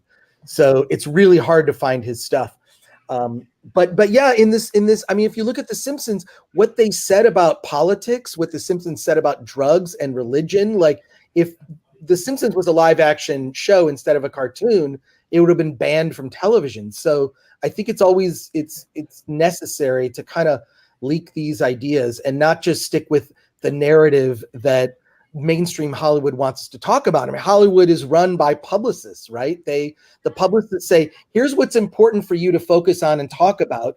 And I reject that. I've always rejected it. And I said, well, that's great. I'm going to mention the Fast and the Furious movie because it's relevant, but I'm also going to work in references to a whole bunch of other stuff that you should see, because when you walk out of the Fast and Furious disappointed as I was, and just thinking, oh my God, my brain hurts, you've got some other options of films that you can see. And now I can go see My Girlfriend's a Zombie Now, or My Girlfriend's a Zombie Now, or there's a movie we wrote about in Film Threat years ago. Oh God, I don't even think I can say this. I'm going to put it in the private chat, but it's a movie that we covered in Film Threat years ago, and it's a hilarious romantic comedy, but the title might get me in trouble. So oh yeah. Yes. Basically, even the nasty Austrian guy who took control over Germany for that strife back in the 40s had a girlfriend. But it was a romantic comedy with that title, and so I don't know. I just have it's just tiring for me to just sort of rant from constantly saying stop, just talking about what they want you to talk about. Even Disney, right? Disney, Star Wars, Pixar, Marvel. I mean, that is a constant conversation that if 50% of the time was spent talking about other films, that would be a good thing, because the energy would be spent elevating these small indie movies. And I'm not saying they're all good. They're just there's a lot of crappy indie films, but there's a small percentage that are incredibly worthwhile. And these are the kinds of filmmakers also that Marvel has mined. If you look at most of the filmmakers who end up going to make Marvel movies, they're all from the world of indie film, because the filmmakers at Marvel, and you've talked about it on FNT, like they don't make the movie, they direct the actors. So they actually it's actually very smart, right? But I do feel like there's a bit of show with regard to, you're not hiring directors anymore, you're casting directors because it's good for the marketing of the movie. Well, not only that, you're casting a young and up and comer, so to speak, or someone that's fresh into this area of the business, and you kind of have them under your foot to a degree. You can make or break them. You control them. Although I knew James Gunn, I've known James Gunn since the late '90s, right? Like we just crossed paths on the film from the Trauma days. The Trauma days and film festival circuit. I mean, he famously did Romeo and Juliet. He ghost wrote Lloyd Kaufman's first book, which is a brilliant book. The second book's not so great. Wasn't ghostwritten by James Gunn, but I knew Gunn back in the day just from film festivals. His then wife Jenna Fisher, I helped them get a film that she had directed, which was a mockumentary, into a bunch of film festivals. And I mean, James, at least I haven't spoken to him recently. We follow each other on social media, but he's a busy guy. But even when he was finishing up Guardians of the Galaxy, I had a Christmas party at my place, and he came over. It was big place that I had at the time. And he said, this is before Guardians came out. And he just said, look, I have no idea. They're just letting me do whatever I want. It's the weirdest thing ever. So he was kind of taken aback by the whole process. They just let him do whatever. And even before he had decided to accept the job, I was talking to him. He was also a recurring guest on Attack of the Show. He'd come in and talk about stuff. I'd talk to him in the green room, and he was like, I don't know. He was really reticent about taking the Guardians job because he thought, if I do this, I have no life for 3 years. That's it. All my life is just going to be consumed by this. But I think it was a risk worth taking. And, the fact that he's able to push through aspects of his personality into Hollywood work is admirable. And that's really difficult for these indie filmmakers to do. So, I don't know. I'm curious to see what Chloe Zhao does with, because I've seen her earlier work before Nomadland, which is pretty amazing. But I don't know, on its face, that Eternals trailer just looks terrible. I don't know what it is. It doesn't look like it owes anything to the Kirby source materials. So I don't know if that's putting their best foot forward. I mean, it does not look great. Guys, I'm sorry. I've derailed into 6 different directions. Stop me. No. That's fair. No, you're actually I've only met one industry person that likes that trailer, and when I asked them if they could tell me what the movie's about, it's like, who cares? It's a Marvel movie. It's like, yeah, you're the reason why Hollywood sucks. I hope you said that to his face. I did. To give you some perspective, I went to a Richard Donner tribute at the Academy. It's just, Robert Meyer Burnett and I, we live like 2 miles from each other. We're both in Pasadena. But I only ever see Rob when we go to the movies, right? I would always see him at the ArcLight. But we all went to this event, which was a Richard Donner tribute, and it was really amazing. The people that got up and spoke and talked about his work. But Kevin Feige was there, and he talked about that when they make a Marvel movie, they're actually not they're not making a superhero movie. What he has said, and I'm sure he must have mentioned this in some interview, but he talked about how what they do is they sort of look at old Hollywood. If you look at old Hollywood movies, they were all genres mixed. They had aspects of adventure, they had comedy, they had romance, they had drama. And so when you look at the elements that sort of comprise at least the better of the Marvel films, they're an amalgam of all the things that kind of you like in a movie, right? And I feel like we've kind of lost that, So he's gone in with a good philosophy, but I do think that this next phase of Marvel movies is going to be, they're going to see their first duds, I believe. Their second duds. Yeah, and third and their fourth. I think they'll be almost. I think that with the exception of Spider-Man and the possible exception of Doctor Strange and Guardians of the Galaxy, they'll see nothing but duds. Yeah, it does not look. I don't know. I'm really nervous about what they're going to do with Fantastic Four, because Fantastic Four was my gateway comic. I mean, that and Batman growing up. I mean, and I have newspaper routes from the time I was a little kid, just so I could afford to buy comic books. And if they screw up Fantastic Four, I mean, I just want to live long enough to see a good Fantastic Four movie. You know, there's been 3 That's been incarnations. properly released, right? Yeah, exactly, properly. Yeah, there have been 3 incarnations of the Fantastic Four. The one that's the closest adaptation to the original Kirby Lee first 100 issues of the comic are the Roger Corman Fantastic Four from 1993, of which I did you can find it. There's a cover story that I did on Film Threat. I was on the set the entire time. This is what a super fan I was then. And maybe for another day, if Fantastic Four comes up in the conversation, please have me on. I'll share some stories from that. We'll be sure to keep that in mind. Yeah, but that adaptation, I mean, it's bootleg. You can probably find it places. I'm sure you can. But that thing, just like, it had the heart of the Kirby Lee comics, and nothing else since really kind of captured that. And anyways, Fantastic Four, I'm nervous they're going to screw it up. Well, yeah, because Fox's biggest mistake with Fantastic Four is treating them like a superhero film when really it's a family movie. Yeah, I've also thought that the Fantastic Four, the best format for it might not be a movie. There are so many great characters. I see it as almost like Doctor Who. It should be a series. Yeah. Completely. Absolutely. They're traveling in time. They're traveling in space. Like, it's just, they don't have secret identities. They have nicknames. But, I don't know. My fear is they're going to screw up Fantastic Four. So if that happens, count me out. I don't care about the Marvel TV series. I didn't finish WandaVision, and I haven't watched any. Neither did I. You did not miss out. You really didn't. Be glad you didn't, because basically it was off to a good start, and it dropped the ball worse than most balls that ever have been dropped before in the end. I think part of the reason is nothing significant can happen. They're saving anything significant in terms of the character development, in terms of events. Those happen in the movies. So these TV series on Disney Plus, they seem to be just filler. It's kind of like, when they do, like, a big movie comes out and they do the prequel comic, and a lot of inconsequential things that you wouldn't care about or even like think were important are included in that prequel comic. That's what all these Disney Plus series seem to me is. Here's a bunch of inconsequential events related to characters you care about, but nothing's really going to change about them because we're saving those events for the movies. Yeah, it's a stretched out first act that it's all set up and a little bit of character development, but it's really nothing of significance because that information will be more effectively covered in the film itself, so you don't really have any value out of the show. That's exactly right.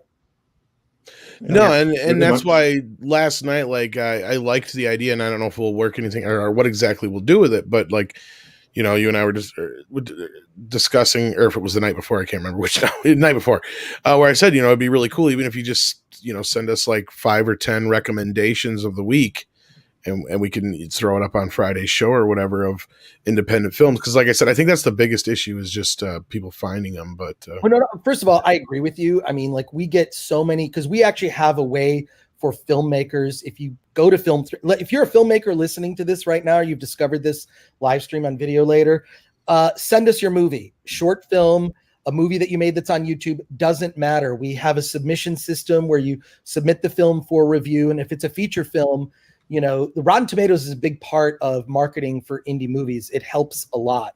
So in any case, you can just send us your film, anything, doesn't matter what it is, for review. But there's a lot to sift through. And I will say that we get a lot of bad stuff, but there's stuff that's really good that rises to the surface. There's a movie called Psycho Gorman. It's actually on Shudder. It was an indie movie. It's a really cool movie. I liked that one. Oh, I'm so glad you saw it. Like, that thing is just so bizarre. So, like, I can't believe they got away with it. And there's another movie, Donnie's Bar Mitzvah, which is a raunchy comedy that is so politically incorrect. I mean, comedy has really suffered in, the age of woke more than anything. I mean, comedy is problematic. You can't make these films anymore. But Donnie's Bar Mitzvah, which is a movie that, came out a couple months ago, my jaw hit the floor at some of the things that happen. I can't even articulate what happens in that movie. But it's about a bar mitzvah. It's kind of like set in the 90s. And the stuff that happens in it is just over the top raunchy. Like, oh my God, these are it's kind of comedies I grew up watching, right? Like, So that would be another thing. But yeah, I mean, I guess I could like sneak you like, here's some movies you should explore or watch the trailers for or something. There's just a lot of them out there. Sure, we could do something with that. Yeah, absolutely. Yeah, like yeah. Was there any more super chats, Andre, you wanted to touch on Yeah, before we there were. Let's get see, into I'm this just going Seth to go Rogen to news them. here? Because there's a little bit more to this, but yeah. Yeah, Jorge Burgos says, oh yeah, no, we got that one already. Marigo Ann wonders, Rogen's the one who wokeified the boys, right? Yeah. I think so, yeah. And he certainly was the one who messed up The Preacher. So him and Garth Ennis are a really bad combination. And David March says for $5 here is a chat for AMC hitting $54 a share, up 65% since this morning. Movies are back. Yeah, not bad at all. And Horny Alf, that brings up images, says for $4.99, TMNT reboot. What is with all the reboots? Hollywood has lost all originality. But again, here I would like to point out, Hollywood is actually doing what the audience wants, because the reboots are kind of what the audience is flocking towards, whereas originality, when Hollywood put out something original, the audience tends to ignore it more often than not, leaving it for the indies to do that. But we'll get into that. We're going to run through a few more super chats here. Joel Rice says for €5, hail everyone.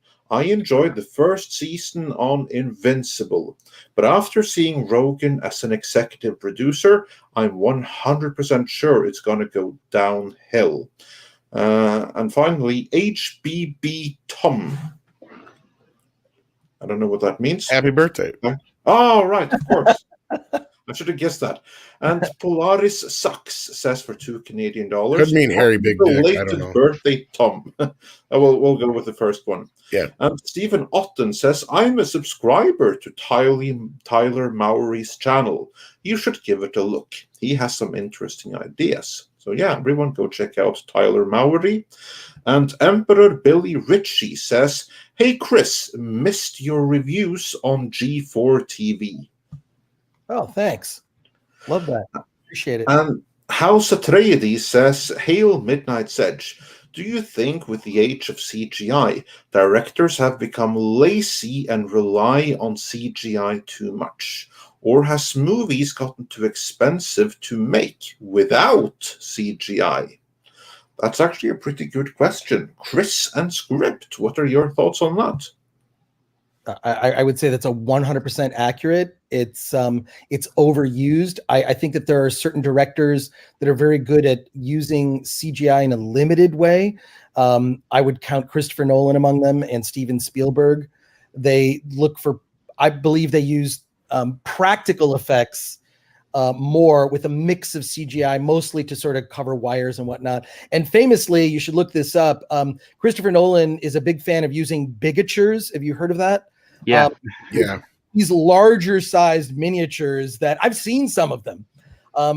A friend of mine has a shop where he builds those bigatures, and he was showing me them close up. It's incredible how amazing they are. And so, I mean, the Batmobile in Batman Begins was and used throughout the Batman films were bigatures, and they're really effective. And Nolan just prefers that to CGI. And I think it really depends on the director. I think that audiences are savvy, and when you look at something like, oh my God, if you look at Star Wars Episode 1 now, it looks like a PlayStation 2 video game, especially if you look at it in high resolution. So yeah, it does. It's PlayStation 1 level almost. Yeah, I mean, CGI doesn't age, whereas you look at something like Blade Runner 1982, and it's like, wow, some of these effects are really effective until now. Not so true with a film like Logan's Run from 1976. Those miniatures still look cheesy. Bubble Cities, yeah, but I'm sure you have some perspective as well, Script Doctor.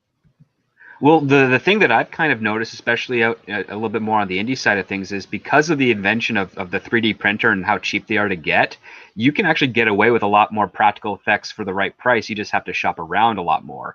But the other part too is that the whole digital composite and CGI aspect of this industry has exploded like exponentially over the last like 20 years. And it's also a big business. So a lot of those companies, they do really interesting and lucrative bids for studio films and even to like your mid-budget films as well, because they want that money to keep themselves relevant, and they keep trying to invent new ways and upgrade new aspects. I mean, the biggest issue with CG, I find, not just with the modeling aspect, but primarily it's the lighting duplication. They can't accurately duplicate real light and the random effects that light has on certain objects. And there's actually a brief documentary. I think it's on. I think you can find it on YouTube, but it was part of a special on Deep Space Nine, and the production team was fiddling between using the Deep Space Nine a CG set for it.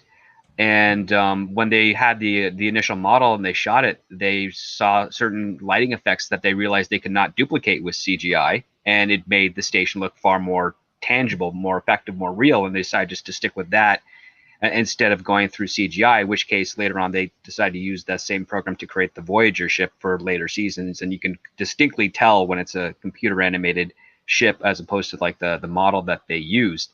And it, again, CGI is dated to that time. The only, I mean, someone's going to do it eventually when they figure out a way to market it for cheap, but CGI upgrades of films, like CGI remasters, are probably going to be a thing in 20 years where they go back to old films with old CGI and be like, we're just going to make it look more.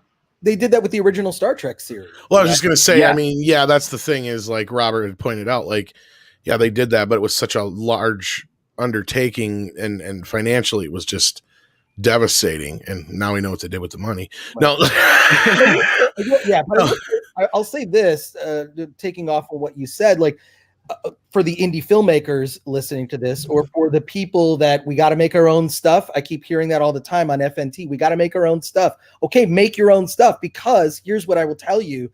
There are special effects houses, people that do digital effects that are hungering to work on a small indie film. And you see them, like even the movie that I made, my big fat independent movie, a buddy of mine worked at ILM at the time, and he did digital effects. Here they are working on Revenge of the Sith, and then like in their spare time, like after hours, they were doing effects for my little indie movie where I had 50 digital effect shots, and a lot of it was like sign replacement or this or there was some just bizarre stuff in that movie, but there were only 50 shots, but they did it just for fun. Also, you can source that stuff out to people overseas. You'd be amazed how inexpensive it is to get high quality effects from digital artists working in other countries. So don't limit yourself with that kind of thing. You can find a studio, a small thing, like, I'll do that shot for you. And it really is. It's like you mentioned, Tom, earlier, Bruce the Shark. Had that shark worked on Jaws, Steven Spielberg might never have had a career. He would have been considered an exploitation director. So less is more, especially with these smaller indie films. All you need is a couple money shots and some good sound that's off screen or something to kind of sell a concept. If you go back and watch the original Star Wars, right? The original, I'm not talking about the special editions. The original, so much of it is your imagination fills in the details. And we forget, I mean, people I think are lazy these days. Audiences have become accustomed to, well, just show it to me. And because of digital effects, you can. That's not always the best idea. I mean, the thing that made the original Star Wars great was the fact that so much happened off screen. We've wiped out the Imperial Senate. Wait a sec. There's an Imperial Senate. There's an emperor. Like, we never saw that in the first film, but our imagination filled in a vast galaxy that, we could dream about. So it really is sort of disheartening to see so many films just show it all, whatever. It doesn't matter. No, and I hate that whole thing with it. I think it is overused. To go back to the super chat, I think it's way overused. I'm with these guys. I even hate it. Like Script was talking about how, they just have a hard time making light look natural. When they manipulate the shit out of the picture. I've not seen a movie in years that looks like a natural film. It bothers me. It boggles the mind at how difficult it is, or why they want to wash everything out with all these different filters and all this other crap, and it just makes it look like crap. And then you add in the abundance of CGI, where 9 times out of 10, I feel like I'm just watching a Pixar movie. Yeah, well, here's another fun little fact here. your average independent filmmaker or your low budget filmmaker, you can go to Technicolor. They will do stuff for you for very cheap as well, and they will not do the stuff that what you're complaining about, Tom. They'll if you say I want something that looks really really good and not this and this, they'll do it, and they'll also work with sound on you as well. Like they do a whole spiel of things, and you're giving them basically a chance to be really creative and stretch their their skill set a little bit, because they're not doing a template sort of thing that they're getting from like a studio head or a well-established director that just wants a certain aspect. If you have that creative inclining and you just approach them, they'll usually respond with like a yay or nay. And most of the time, at least in the situations I've been associated with, it's a yay almost every time. It is, and I'll tell you also why. The reason for that is, one, there's always downtime. So there's always downtime, right? If they're too busy, they won't be able to do it. The other thing is you're a future customer. So what they're trying to do is, by doing you a favor now, you are, when you get the bigger job later as a director, you're going to go back to the people who helped you get to where you are. That's really how a lot of at least the indie side of the business works. Is you want to definitely bring in the people that helped you get to that place, unless you're an asshole and you forget all those people. And I mean, I've certainly known a lot of filmmakers before they were big, and then they just completely ignore me, even though we were the only outlet that covered their movie. That's happened to me before. I don't really care. I'm not bitter about it, whatever. But it's really about building their customer base, which is why so many of these places, they really want to help indie filmmakers, which means you have, as an indie filmmaker, access to more than you could possibly think if you just ask. The worst that can happen is no. And that also comes when it comes to casting, right? Don't think that you can't get to a legitimate SAG actor, and SAG will work with indies also to make it possible for you to make your film. We did a SAG limited budget agreement where we were able to get, like, Bob Odenkirk's in my movie, and we had kind of a clever way of using him where he's in the whole movie, but we shot him in 30 minutes. And it's because he lives in the trunk of the two hitmen going to Vegas to pull a botched robbery. So we just shot all of his scenes at once. So you hear his disembodied voice throughout the film. And then every time they open the trunk, Bob Odenkirk's in it. So it was just a way to, like, we got to maximize. We only have him for 30 minutes to shoot everything for the film. So it was written that way. But people will do that. The best thing is to go directly to the talent. Don't go through their representation. Like, that's why going to film festivals is so important, because I would meet people at film festivals. That's how I got Bob to be in the film. I helped get his movie, which is a really good, his indie movie. You got to make that sound, Tom. Melvin Goes to Dinner. Chris recommends a movie. Melvin Goes to Dinner is this tiny little indie movie. Flo from those car insurance commercials is actually one of the stars of that film. But it's a really cool little indie movie, Melvin Goes to Dinner. And I saw it at Slamdance. Then I just said, Bob, here, you need to be in all these other film festivals. And I just kept running into him. But that's where, you're casually meeting people. You're not going to, that's why you don't have to live in Hollywood to make an independent film. You live wherever you live. Richard Linklater lives in Austin, Texas, very comfortably, along with Robert Rodriguez, among others. Like but I think going to film festivals is really important, because that face time, that's how you meet people. That's how you network, and you're networking with people that are much more legitimate and genuine and authentic, as opposed to people that are full of shit here in Hollywood, right around where I live. Although I'm in Pasadena, which is basically like a Michigan suburb, which I'm very comfortable being in. So, well, and go ahead. I thought you were done. Oh, no. So no, that I am done. End scene. Okay. No, I just wanted to point out the other thing you guys brought up too was the upgrading of CGI. And there you go, kids. If you're in any kind of like field of computers, that's one thing that was my point about how it's too expensive to do right now. But if we can get the people who can get the technology to where it's cheaper and easy to use, basically what you need to be able to do is make the older programs compatible, and then be able to upgrade that old stuff to 4K in some way without making it, completely A fake up-res, so to speak. Yeah, not a fake up-res where it actually looks good and it doesn't cost a fortune. That's what I'm trying to say. But anyway, speaking of bad CGI, the Teenage Ninja Turtles movie. Bringing it on home. Oh, Lord. Yeah. Don't get me started on the reboots of Ninja Turtles. We will be here forever. Well, give us a quick summary, though. Like a real one-sentence summary. Fuck those movies with a hot red poker in the eye. Those movies are so bad. And, we've talked to people and we've heard that basically the bottom line is Paramount don't know what the fuck they're doing with any of these IPs. They have zero clue what to do with them. They are sitting on a few of the biggest gold mines in IP history between Star Trek, SpongeBob, and Ninja Turtles, and they don't know what the fuck to do with them. So what do? They give them to Seth fucking Rogen. Oh my God. Instead of giving them to somebody who actually knows a thing or two about the Ninja Turtles, because, okay, Seth Rogen is 2 years younger than me. Mm-hmm. I was always impressed with how early he got started in the industry. He was from Canada or something, and he got started at 16 on that Freaks and Geeks, a series I liked, as a writer. I was always wondering, how the hell do you get to be a staff writer on a TV series aged 16? How the hell does that happen? It doesn't. How does that happen?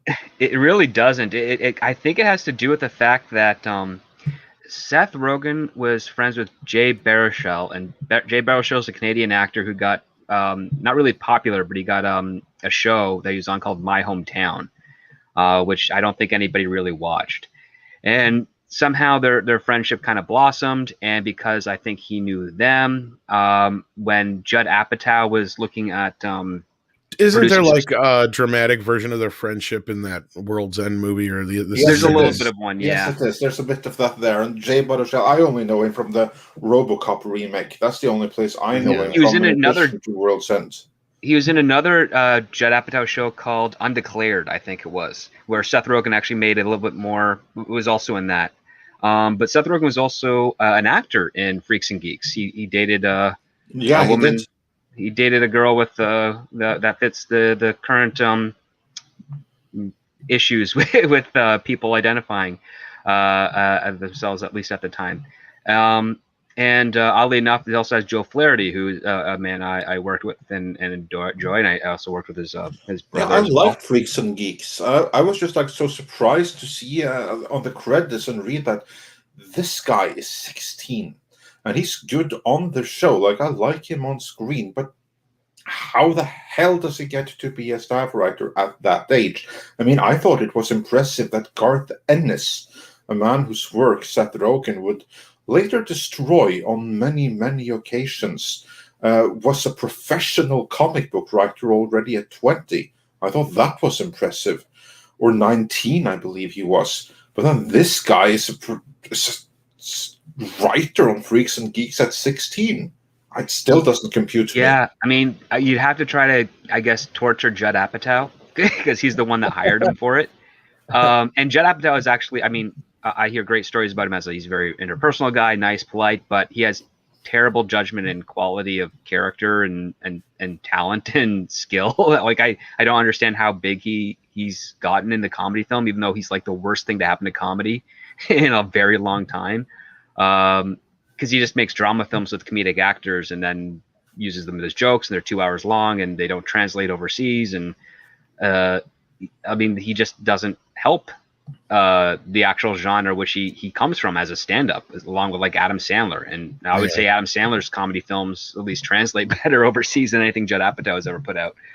Well, but yeah, I just don't get how it's a big mystery. But again, there's no one path to getting into the industry. You just have to be right place, right time, know somebody, and be able to deliver on what that person with the money wants.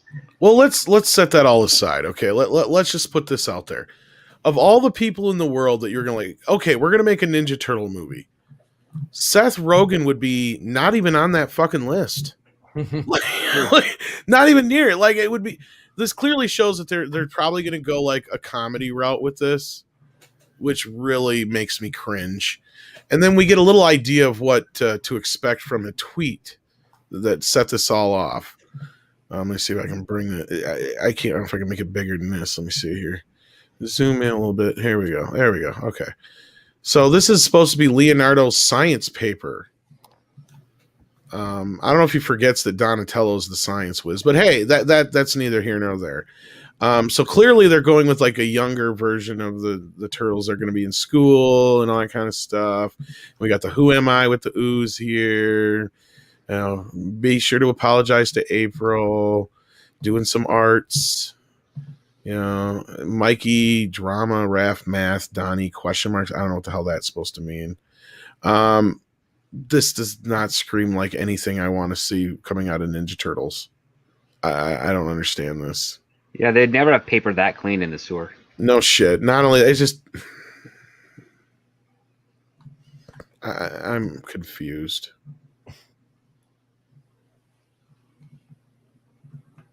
Why Seth Rogen of all fucking people? He can probably get money that other people involved in the production can't, sadly. Probably, I think it's not simple. Robert Rodriguez could make a Ninja Turtle movie for like $10 million. Yeah, of course he can, but again, he needs to do Fire and Ice before he does that. No, I'm not arguing for that for a goddamn 15 years. My point is this, though: there's 100 million other people I would have thought of before this. What the fuck are you doing, Paramount? Preparing the next tax shelter? Probably.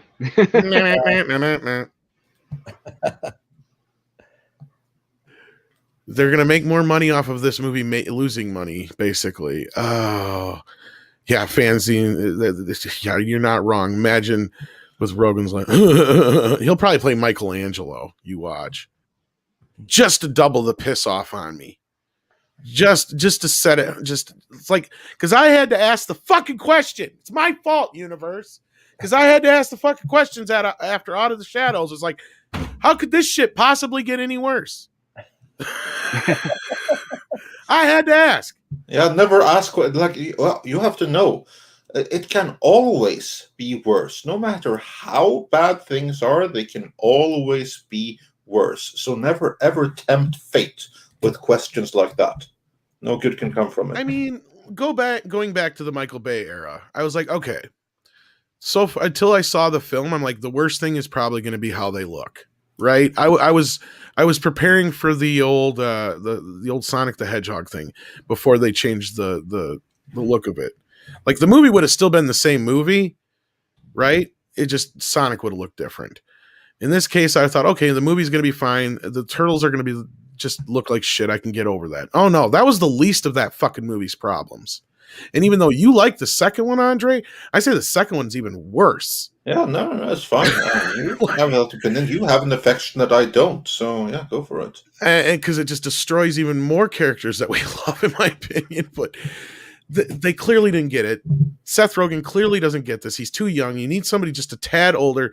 And dare I say somebody who actually may have known the original comics, because that's what made the 1990 film work. Was because they threw out the fucking script and they said, this is what we need to do. Steve Barron comes in.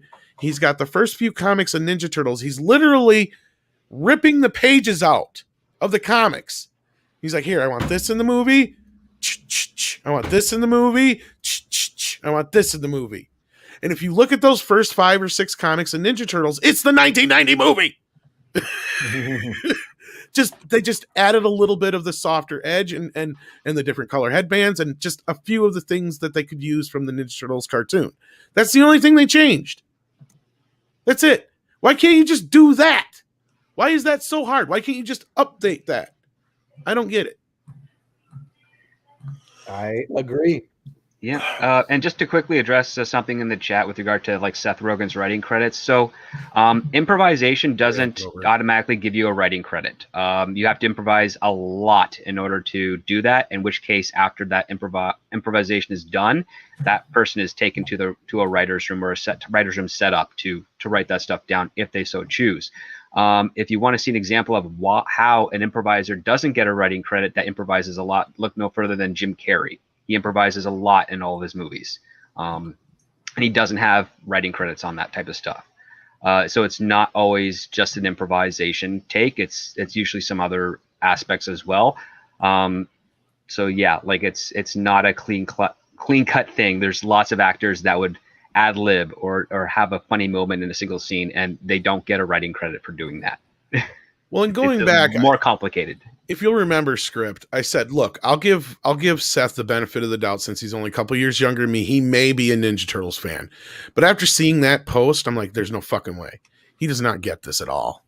He'd be a casual fan. He's probably a fan as a kid, and then just he aged out of it and is now just going back to the well. I think so. I think he was probably more of a Power Rangers fan. Yeah. Well, age-wise, that fits. Well, that's what I'm thinking. He's a year younger than you, so he's born in 82. He's 2 years younger than me, and he's closer to my brother's age. And my brother's era was there was a quick switch there between the Ninja Turtles to the Power Rangers.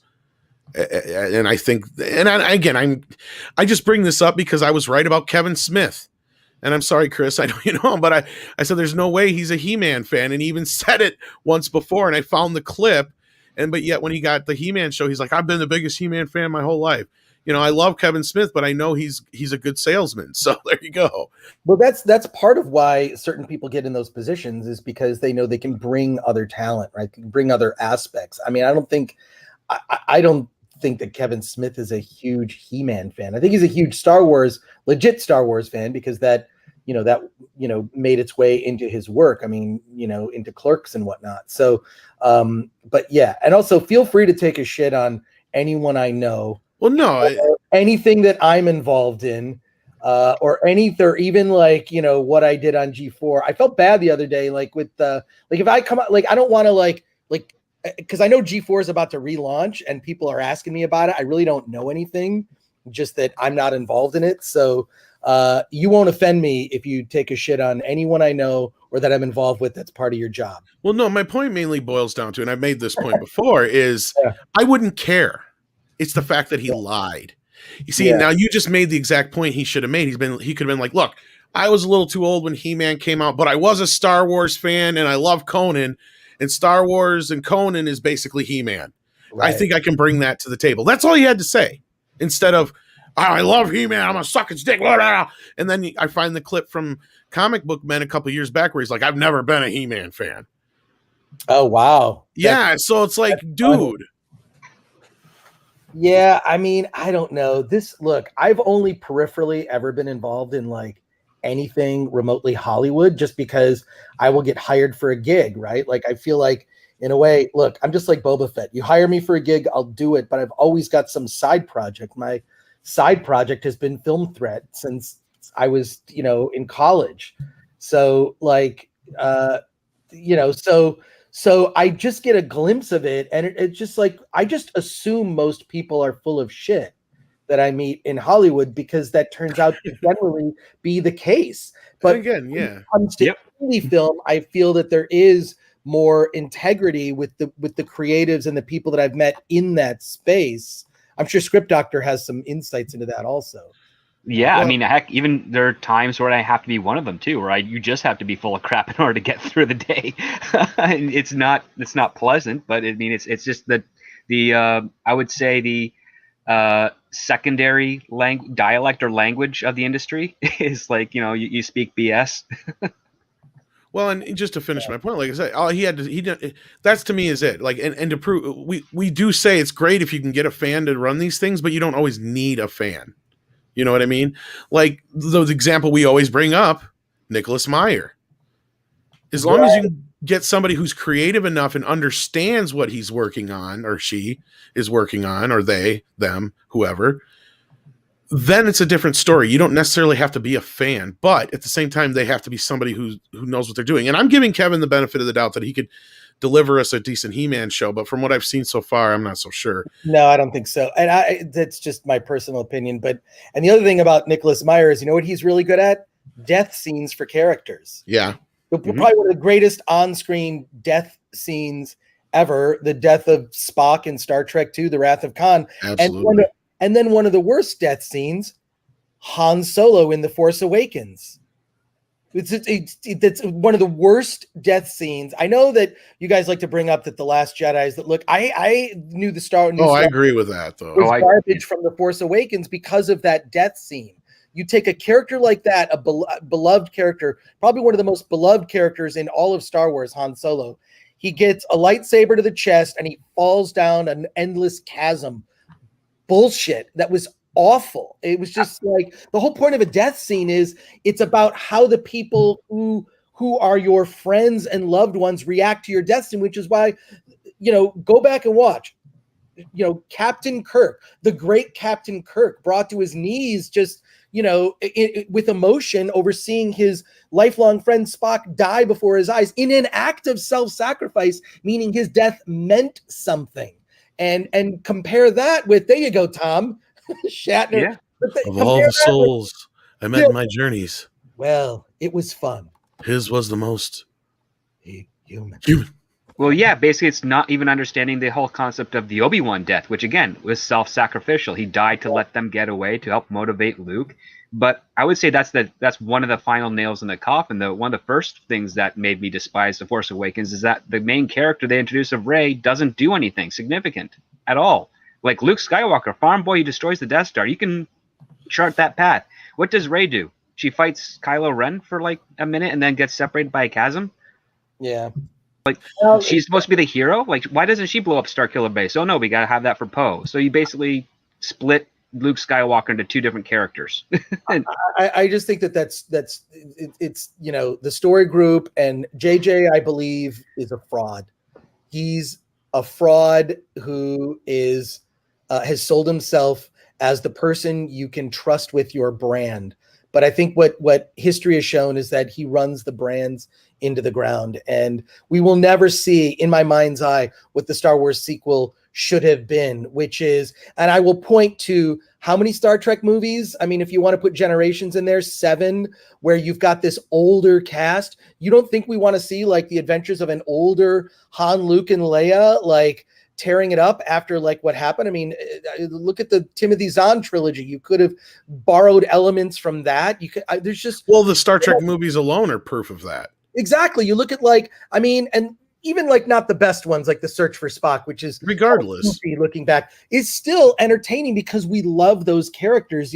It's Robert Meyer Burnett has spoken more about this than I have in his many insights, but it's that it's just unconscionable what they did with the sequel trilogy in not making the primary focus Han, Luke, and Leia. And because of the death of Carrie Fisher, that moment we'll never be able to see those three characters reunited. And when you look at how the legacy characters, those three characters, their deaths were meaningless. It just shows the lack of respect and the lack of understanding of what fans wanted to see. It sickens me. It's like not just what fans wanted, because I think like too much attention is given to what fans want. Yeah. Instead, it should be, what does the characters and their legacy deserve? That's a better way. What is their natural thing? I mean, fans don't even know what they want and can't agree between themselves. That's why it's up to the filmmakers to figure out, given what has come before, what is the right and respectful way to finish. Han Solo deserved better. This. Yeah, and that's exactly right. Given the what happened in the earlier movies, and of course the character's position in popular culture and modern day mythology, for that alone, he deserved better and he deserved more. So they betrayed that. They betrayed their responsibilities as filmmakers first. In the process, they also betrayed what fans wanted. But, what makes it even worse is that Kasdan had a fucking hand in it. I mean, the man that made us fall in love with Han Solo. Let's be real. We liked Han Solo after Star Wars, but we all fell in love with him in The Empire Strikes Back when, she's like, I love you. And he's like, I know. Because he's the badassest, coolest motherfucker in the galaxy, and we all wanted to be him. or we That all was wanted to Harrison be Ford's with him. improv line, though. It doesn't matter, but like a lot of that stuff was Kasdan like pushing that shit in the background, and his cut is the version that we're supposedly seeing because there was a couple different cuts of Empire, and George cut out all the good shit that we love about Empire, and his version was the one that supposedly landed like a fucking dead fart in the screening, but the ones that Kasdan pushed and It was Kirshner mostly, actually. 'Cause Kirshner, that's the name I was wanted it trying to to be think of. his Yes, film. thank you. Kasdan Yeah. was the polished guy, and then George Lucas rewrote Empire a couple of days before they finished wrapping production because he still couldn't solve the Darth Vader problem. But what the problem with Kasdan was is he was always for killing Han Solo. He always wanted to kill with him. Harrison, yeah. Yeah. So I think he was just willing to do whatever the fuck it took. But no, the better death would have been, and they were right all along to have killed him between Empire and Jedi. He should have sacrificed himself. That would have been the more grander death for him in the end. That's what sucks. That's what really sucks in the end. Because now it's just a waste. And same thing with Carrie Fisher. It's a waste. Luke Skywalker, a waste. It's all a waste. It's just a waste. That's the worst part.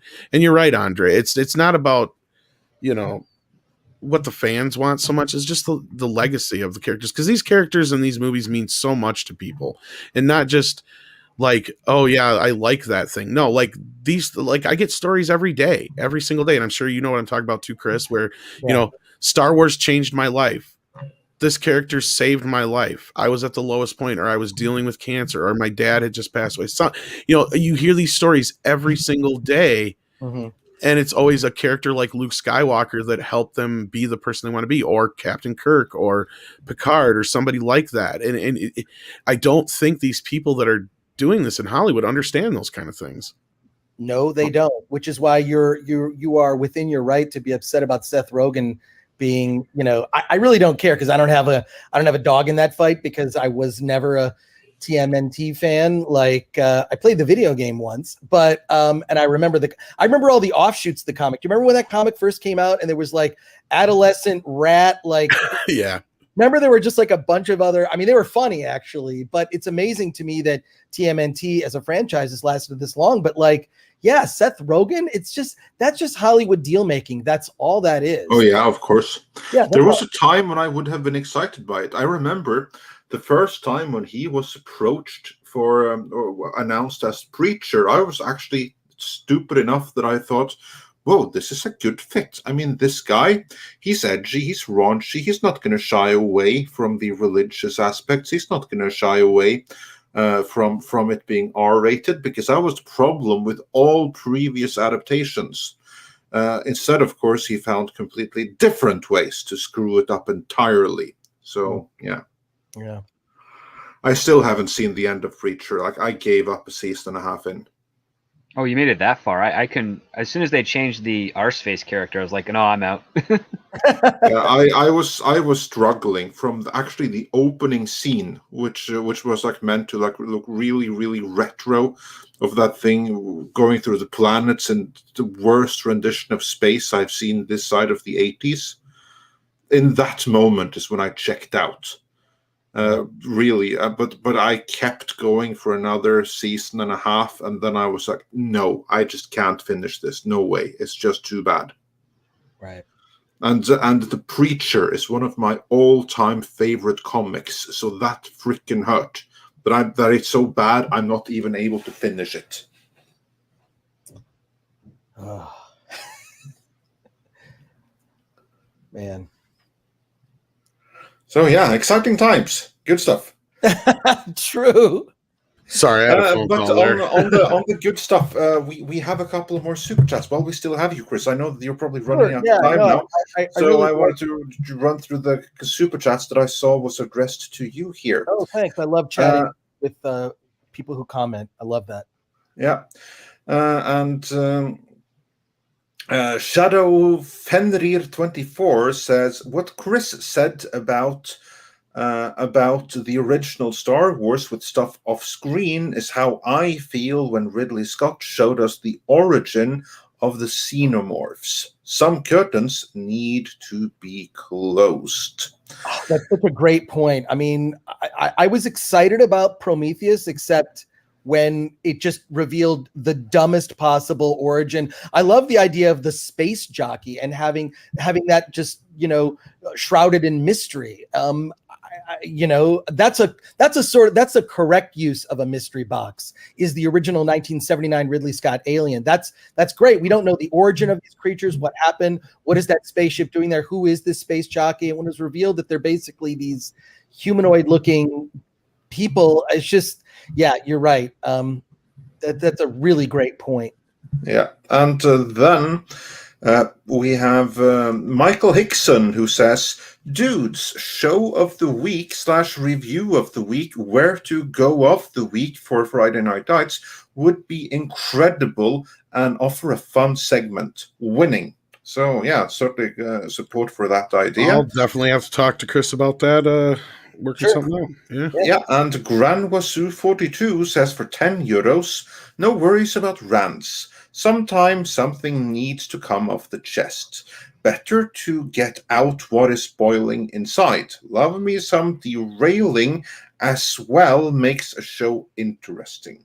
Well, I can tell you this. The closer we get to this thing actually happening, there will be stuff coming from us. I will make sure of that, because I've been wanting to do some Ninja Turtle stuff for a while. So, yeah.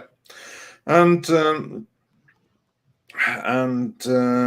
J-Lo Flicks says, for $5, great to see Chris Gore again. Haven't seen him since he was online with Robert Meyer Burnett and the late great John Schnepp.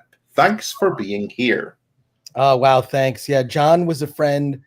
God, he and I met in 1993 at the Chicago Underground Film Festival. He was a kid. I was a kid. And we were just friends since then. And then, yeah, me, Rob, and John, those were my favorite shows when Collider was a thing. I don't even know if they have a YouTube channel anymore. No, they was pretty much pale comparison to what it used to be. Name or they have like less than 1,000 views average on. Yeah. One of my goals, though, is to get you and R&B on a stream together. That would be great. Yeah. Like, that is one of my dreams. So there's so many stories with Rob and I. I mean, we met because I started a magazine called Sci-Fi Universe with a guy named Mark A. Altman. And Rob was sort of like our, he was an editor at large, right? Who would just come in and just pitch stories and whatnot. And that's how we met. And then, of course, he made Free Enterprise, and I'm in the background of one of the scenes in that movie. So there you are. There a lot you go. of weird connections. But I'm surprised that, like, Rob, because I'll watch Rob's show and I'm like, he's 2 miles away from me. Sometimes I'll text him during the show and bust his balls, but just go knock on his garage in the middle of show. Good. It's me, Chris. Let me in. It's so great because I actually pitched him. This is years before he started his thing. I said, I want to get into doing some more YouTube stuff. I just don't have a lot of available time to do it. Would you want to do something for the Film Threat channel? Because like Collider was like, he like left Collider like very unceremoniously. I don't know. I would let Rob speak for himself on that one. But we were in the thick of that stuff. Yeah. Yeah. I remember all that. I was just like, Rob, just like do something. Do a thing where you just give advice. You could be a floating. I said, just do all the different science fiction floating heads, like Jor-El in the Fortress of Solitude, but it's your head and you're just answering every possible question a nerd could ask, which would be like a dumb. But we kind of, whatever. I'm glad that he's doing what he's doing now, and I do watch him along with all of you. Yeah. And Collider, I just checked. They have 634,000 subscribers, which only goes to show that most people have completely checked out, because most of their videos lie around like 2,000-3,000 views. Then they have the odd one that is like up to 20,000 or something, but most is single-digit thousands. So that's how well the industry professional content worked out for them. I hate to say it, but Collider died with Schnepp, and yes, yeah, and then like the whole rant about 5 years of Star Wars fan from oh God, I just forgot his name. Christian, what's his Christian, name? yeah. Christian Harloff, yeah, with that schmoes. That just kind of killed the whole thing. Yeah, it was done. No, to me, yeah, I remember. I mean, I saw Schnepp in the hospital. Oh man. So I basically, I've known Shep since the 90s. I've known Holly, his girlfriend, since they were together, and saw him in the hospital. Basically, she said, you need to come and say goodbye. So it was really rough. And then he was supposed to be on a Comic-Con panel with a whole bunch of other people. And we made a tribute on the panel to him. And I had like his little placard that you put on the panel. And I gave that to Holly. It was just like, that was a rough weekend, man. That was, so many things happened that weekend. I believe that was 2018. It was just like, I felt like that was like, because John was an inspiration to me, because he didn't give I can swear on this show, right? Like you can. Yeah, sure. Go for it. He didn't give a fuck. And that was just like, that inspired me to like, I was in this job I hated at the time and ended up leaving under bizarre circumstances. And it was John that inspired me more than anything. And I'm like, fuck it. I'm going to do all the things I always wanted to do. I've dabbled in making films and doing other projects and whatnot. I've had Film Thread as this side gig, and I'm like, I'm going to finally get serious about it. And that's kind of around when I started watching all you guys, like in 2018, like started watching more YouTube, because just having been on television, I think it's more difficult to do things on YouTube. I think it's a different kind of broadcast sensibility. And so I just really began to admire so much of what was being talked about. Oh, thank you, Six. No fucking swearing. But no, I just really started getting into YouTube, and it sort of came from I grew up loving like Howard Stern, and was fortunate enough actually to be I was on the Sirius XM channel. That's another story. I'm not going to get into. Are you serious? Well, I got to tour the studio and stuff, and I knew those guys. I mean, I know like everyone on that show except for Howard and Robin, but Ralph Cirilla and I did a show called Geek Time, and I was the co-host with him, and they would. That's cool.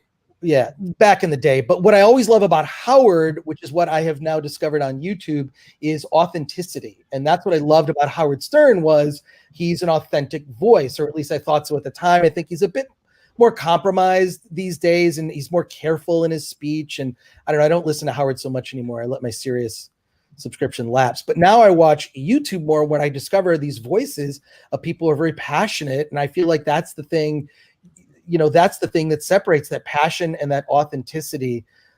So just giving you guys props, because, feel free to take a shit on me after you can shit on everything I said. And we'd never do that. No way. No. As much as you humble us, we'd respectfully disagree. That's as bad as it. You don't understand. Like when I was working back in the day as just some punk kid, like we had G4 playing constantly. I worked at an ISP, so that thing was on all the time, dude. I watched everything but me, but it was like that's what was cool about the show was, because I'm making a documentary about Attack of the Show right now, which I think are you going to highlight the drinking game for Adam's like no HDMI comments, because everything he's like an iPhone comes out, there's no HDMI. Like you'd have a drinking game to that, and you'd be sloshed by the end of the segment. There's a lot. Yeah. So I've been working on this doc for quite some time. It's a historical doc, kind of being done like Ken Burns style. Anyways, I don't want to we'll talk about that another time. But what was cool about that show was, like, I'm not a television person. I am not a seasoned person. I said stupid stuff on the internet in the 90s. Right. And someone saw the things I was writing and said, you should be on TV. And I'm like, why? I'm like, I'm busy. At the time I was a stay-at-home dad taking care of my kids, and I was writing a couple of books. And which I don't recommend writing 2 books at the same time. Bad idea. But so I really didn't have time. And it was I was sort of annoyed, and went to this sort of one audition where I didn't really care. And then they're like, I got cast. And I'm like, well, this is really inconvenient. I don't want to do this. The more I didn't want to do it, the more they wanted me. But I learned a lot through that process. But what was special about Attack was the people on the network actually knew what they were talking about. Blair Butler actually knew comic books, right? Kevin Pereira, the best person I've ever worked with in television, knew tech, right? And like, so these are people that aren't really polished for television, doing television anyways. And to me, YouTube has replaced what Attack of the Show was. When you see the various personalities on YouTube talking about comic books and movies and tech and whatever, that's G4, I think, sort of the legacy. What G4's left is like, hey, you can do this too. You don't have to be a seasoned, television person. Just speak your passion and be authentic, and an audience will find you. So, but clearly they haven't found my YouTube channel, because if you go to the Film Threat YouTube channel, I have like 6 views on many of my videos. Well, oh, go ahead. Sorry. I could be shadow banned for all I know, because I hear you guys like saying like, being careful about your speaking, and I don't do that. So I feel like maybe I'm shooting myself in the foot. I need to get more savvy about what YouTube is. I will say that getting started on YouTube is hard. It is. And Yeah, it's harder now than it was when we started out. I was going to say, it could be a name too, the threat in the name. YouTube is so fickle with bullshit you wouldn't believe. And also, it's not even going to start promoting you until you're monetized. So, like, until you get that first 1,000 subscribers, that's the moment when they have an interest in starting promoting your content. We're monetized. We're monetized. I've got 19. Yeah, but as a general thing, of course, then there could be other things as well. But yeah, YouTube is a fickle mistress. Let's put it that way. Yeah, I just don't think I'm delivering the content that people actually want. I think they probably, mostly what I do is I interview filmmakers, and it's mainly because I love. Oh, thank you, Rob Altus. Much appreciate the stuff. Well, our lovely wrench Natasha, and I think Mr. Tickle Trunk may be around too. I don't know who was all in the chat for wrenches, but I know they've been sharing your channel, so do check that out. I try to check out as much as I can. Again, the problem is watching everything all at once. We got so much stuff. I don't even get the chance to watch stuff I'm supposed to review. So I look forward to seeing Highlander afterwards. I will say that. I'm curious to see who Henry Cavill is going to play in Highlander. There's really 2 choice roles. So we're going to get down the Highlander road now, are we? Yeah, we're gonna go down that road. But you're thinking because of his size, he'd be the Krugen, right? Maybe he's too good looking, though, right? I mean, he's going to play like a Duncan type immortal is what he's going to do. Yeah, I don't know, but I liked it when Vinnie Jones was approached for the Kurgan. He seemed like he could fit for it. Yeah, I'm curious what they do with that. That one is because there's really only one good Highlander movie, which is the first one. That second one just goes off the rails, not in a good way. Of just like they're space people. Like what? I just remember seeing that and thinking it was like a bad foreign. Citizens on the planet Zeist. Right, which is ridiculous. But yeah, so I think that my YouTube thing is I like to interview filmmakers because I want to know about the process, but I get into real inside baseball stuff. Script Doctor, you might appreciate some of the stuff, but I like to talk to documentary filmmakers, talk about process, talk about fundraising, really like kind of insider baseball stuff, mainly for filmmakers. So. Yeah, no, I subscribe to your channel. I've seen some stuff. You have a couple of videos on distribution, which were pretty fascinating, if I recall correctly. Oh, yeah. And listen, the film industry is a lot more complicated than just shooting the movie. Like that's what a lot of people don't realize until after they've cut that film and it's all together. It's like, oh, now what do we have to do? Well, you got to get people to see it. And 20 years ago, the festival circuit was like really more accepting of stuff. At least that's what I remember. Right. One of the things that really irked me is when the Toronto International Film Festival really changed their entry parameters. They used to have, like, if you were a Canadian filmmaker and it was your world premiere, you got an automatic entry to this weekend slot that they had for it. But they immediately dispensed with that because nobody would show up, and they became less of celebrating international film and independent film and more about just selling the tickets for stuff that would be in theaters 6 to 8 weeks after the festival. It's really changed. And even one of my friends who got his start as a buyer at the film markets stopped going there because there would never be anything there that he could buy because it was all stuff that was going to be already had deals long before it even went to some of the festivals. On that, I will say, first of all, thank you, Mags, for subscribing there. I do appreciate that. But I will say, yeah, I've been going to the Toronto Film Festival since the 80s. Like I said, I'm old. So yeah, and I know the owners of the festival. They've been friends of my family for years. I was banned and kicked out of the festival. And then the very next year, I created a completely fictitious movie magazine and then crashed the festival and then wrote an article about it. And then it made the national news in Toronto, which is kind of funny. So I have sort of a storied history of having troubles with some of these things, mainly because I've called out bullshit.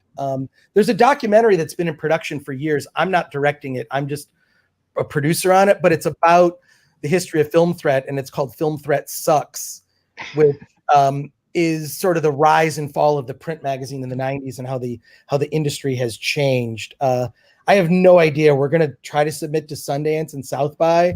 We'll see. The filmmaker is a guy named Ethan Minsker, who made a brilliant documentary called Man in Camo. I need that sound, Tom.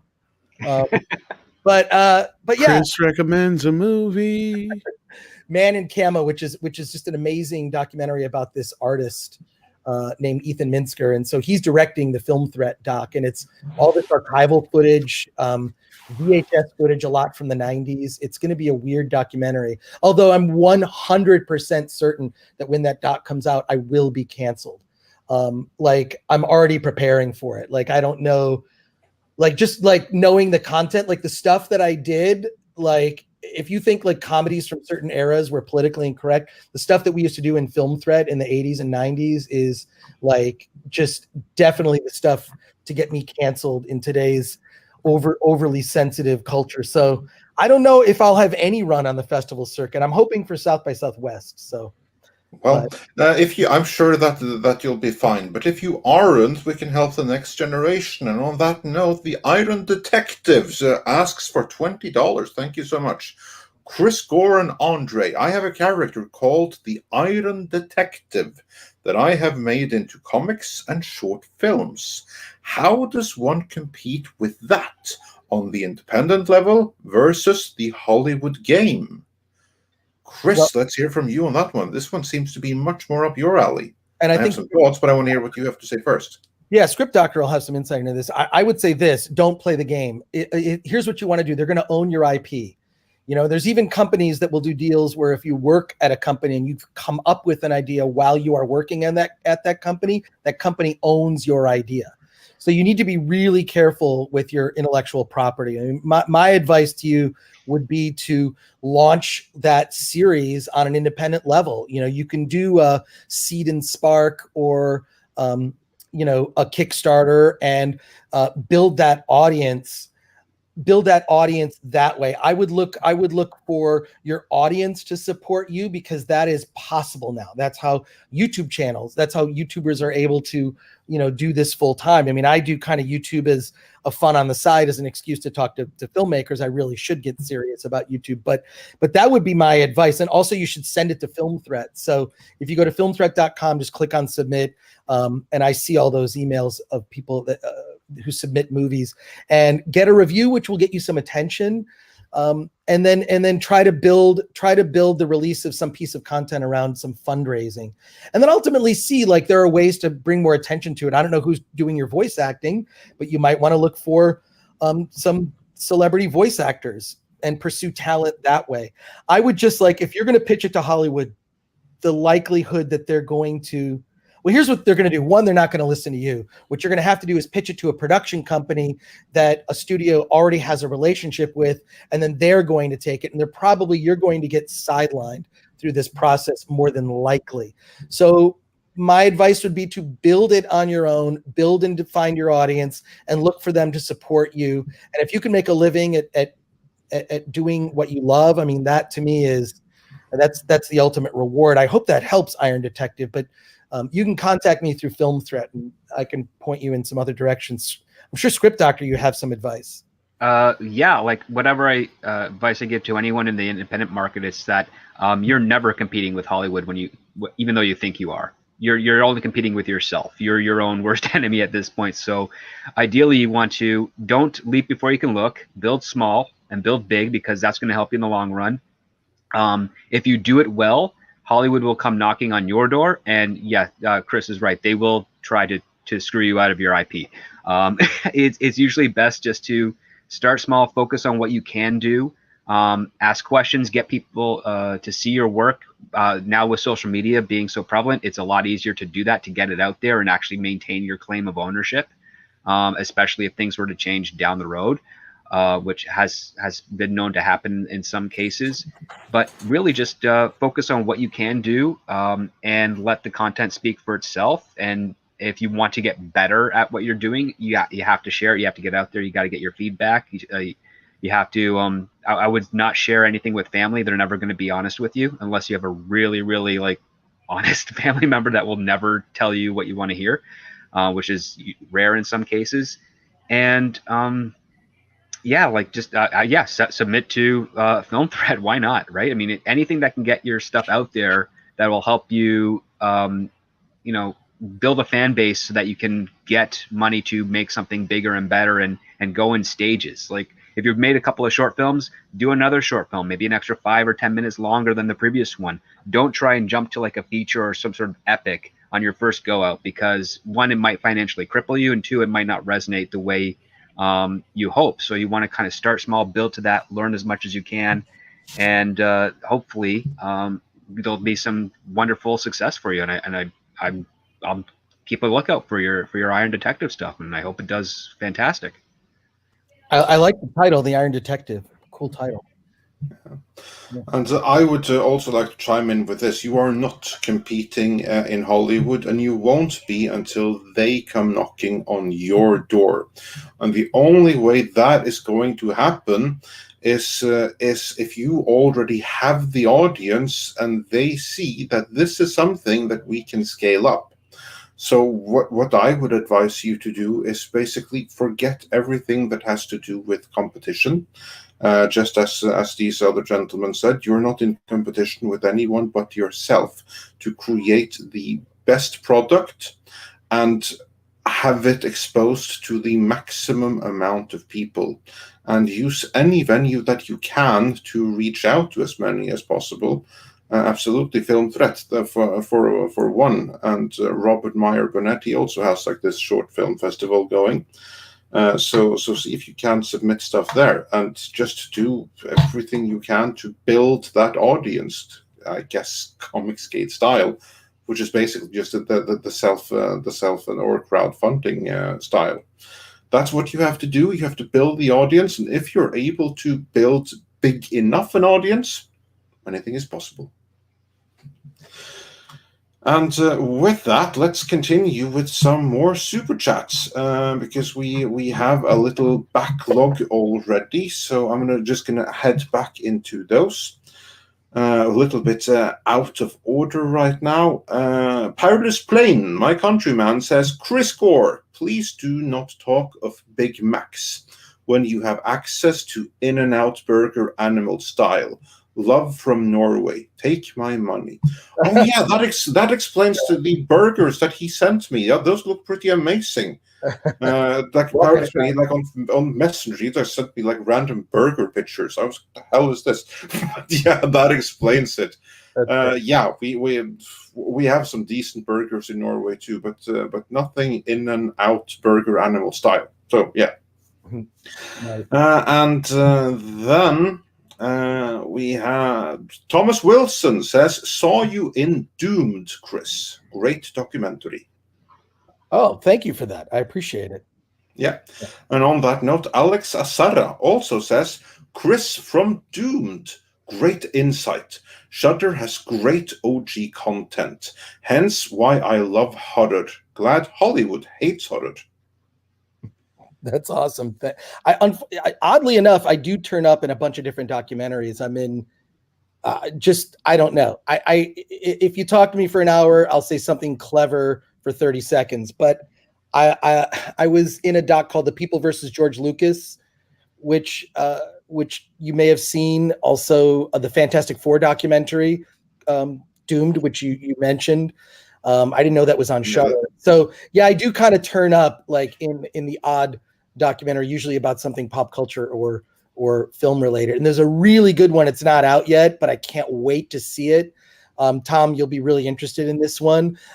It's the working title. I think it's changed. It's called The Novelization Itself. And it's all about people who wrote movie novelizations. Oh, And yeah. you might remember when I was younger, I would read the movie novelization because in a way that was a way to get the deleted scenes from the movie, because often those movie novelizations were based on the original screenplay, yeah, the shooting script, not the final edited movie. So it's and Alan Dean Foster is in this documentary, and I make an appearance. I talk about either you or Robert told me about it because I've already heard about it, but yeah. There's a weird. I even read a part from the Flash Gordon novelization. The one with Sam Jones. They did a novelization of it that has the weirdest stuff, and I read it as a kid, and I remember being really freaked out by it. Like, what is this? Like, it just went off in bizarre tangents. It explains why Dale Arden was at that hotel recovering from this bad relationship. And it's just bizarre. And that Flash Gordon's father named him Flash after his mother died in childbirth. And he worked as a janitor at the college where Flash Gordon eventually went on to play college football as a quarterback.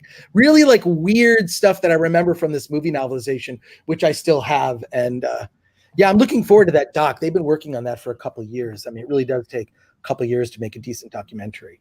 So sorry, if you're going to have me on, you're going to have to suffer through tangents. No, we're all about tangents. I'm here all the time, so like yeah. Okay. Anyone can They're do used to tangents, so don't worry about it at all. Even had a super chat say it, so no worries. Okay, good, thanks. I appreciate it. Yeah, and moving on with the super chats. Now I'm going to try to make them in reverse chronological order when we went through the ones that were for Chris specifically. Darius Münchhausen sent us a popcorn super sticker. Thanks for that. Marilyn's id says a decentralized film industry is the future, simply put. Instead of major corporations calling the shots, indies will raise funds based on notoriety. That could absolutely happen. And Golgo13 says the cinematic antichrist, Jar Jar Abrams. And Super Nate says for $20, thank you so much. I'm rooting for the Sony Pictures universe of Marvel characters, well, that's a mouthful, to beat the MCU despite what deal they might have. I guarantee they're just using Disney as a springboard for their own cinematic universe.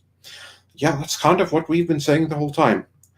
And David Stout says, hey, Andre and Tom, Andre, make sure you watch the director/30th anniversary of Highlander 1.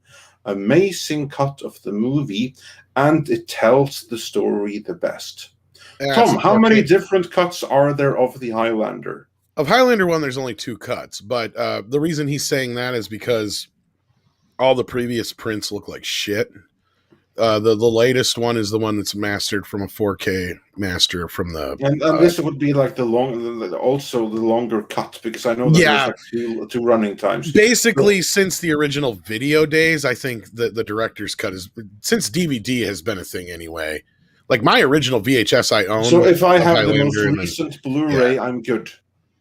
And all the director's cut is the British cut. That's all it is. Then I'm good. That's the only cut we have. I've got one on DVD where the quality of the film changes like 3 times. Like some of the shots, like the one where Connor's dying, that's like a different quality because it transitions into his eye thing, so it looks more like TV size. Or TV Some of that film. still carries over into the new version just because of whatever they used at the time for the optical, but yeah. Yeah, but like the rest of the film looks absolutely gorgeous. You can actually see some of the wires that Christopher Lambert is hanging from. Yeah, the new 4K. I can't believe they haven't released a 4K Blu-ray of it yet. Because like for some reason, like every time a new format comes out, Highlander is like one of the first movies that gets released. They did the 4K remaster, but they never released a 4K Blu-ray. Just for some reason, I don't know. But yeah, that version, it looks beautiful compared to what it used to look like. You're right. It's just, they really need to do the second one again. That's what they need to. As much as I hate that movie, they need Shout or somebody to come in and just do an ultimate edition where we get all the cuts, all the deleted scenes, because it looks like shit in the Renegade version anyway, because it's like an up-resed fucking release as it is now, and it still looks like shit. I think it was a transfer from a VHS tape that they. They did rescan some of it, but it was scanned like back in the late 90s, early 2000s, so it's like probably just above 480p, if that.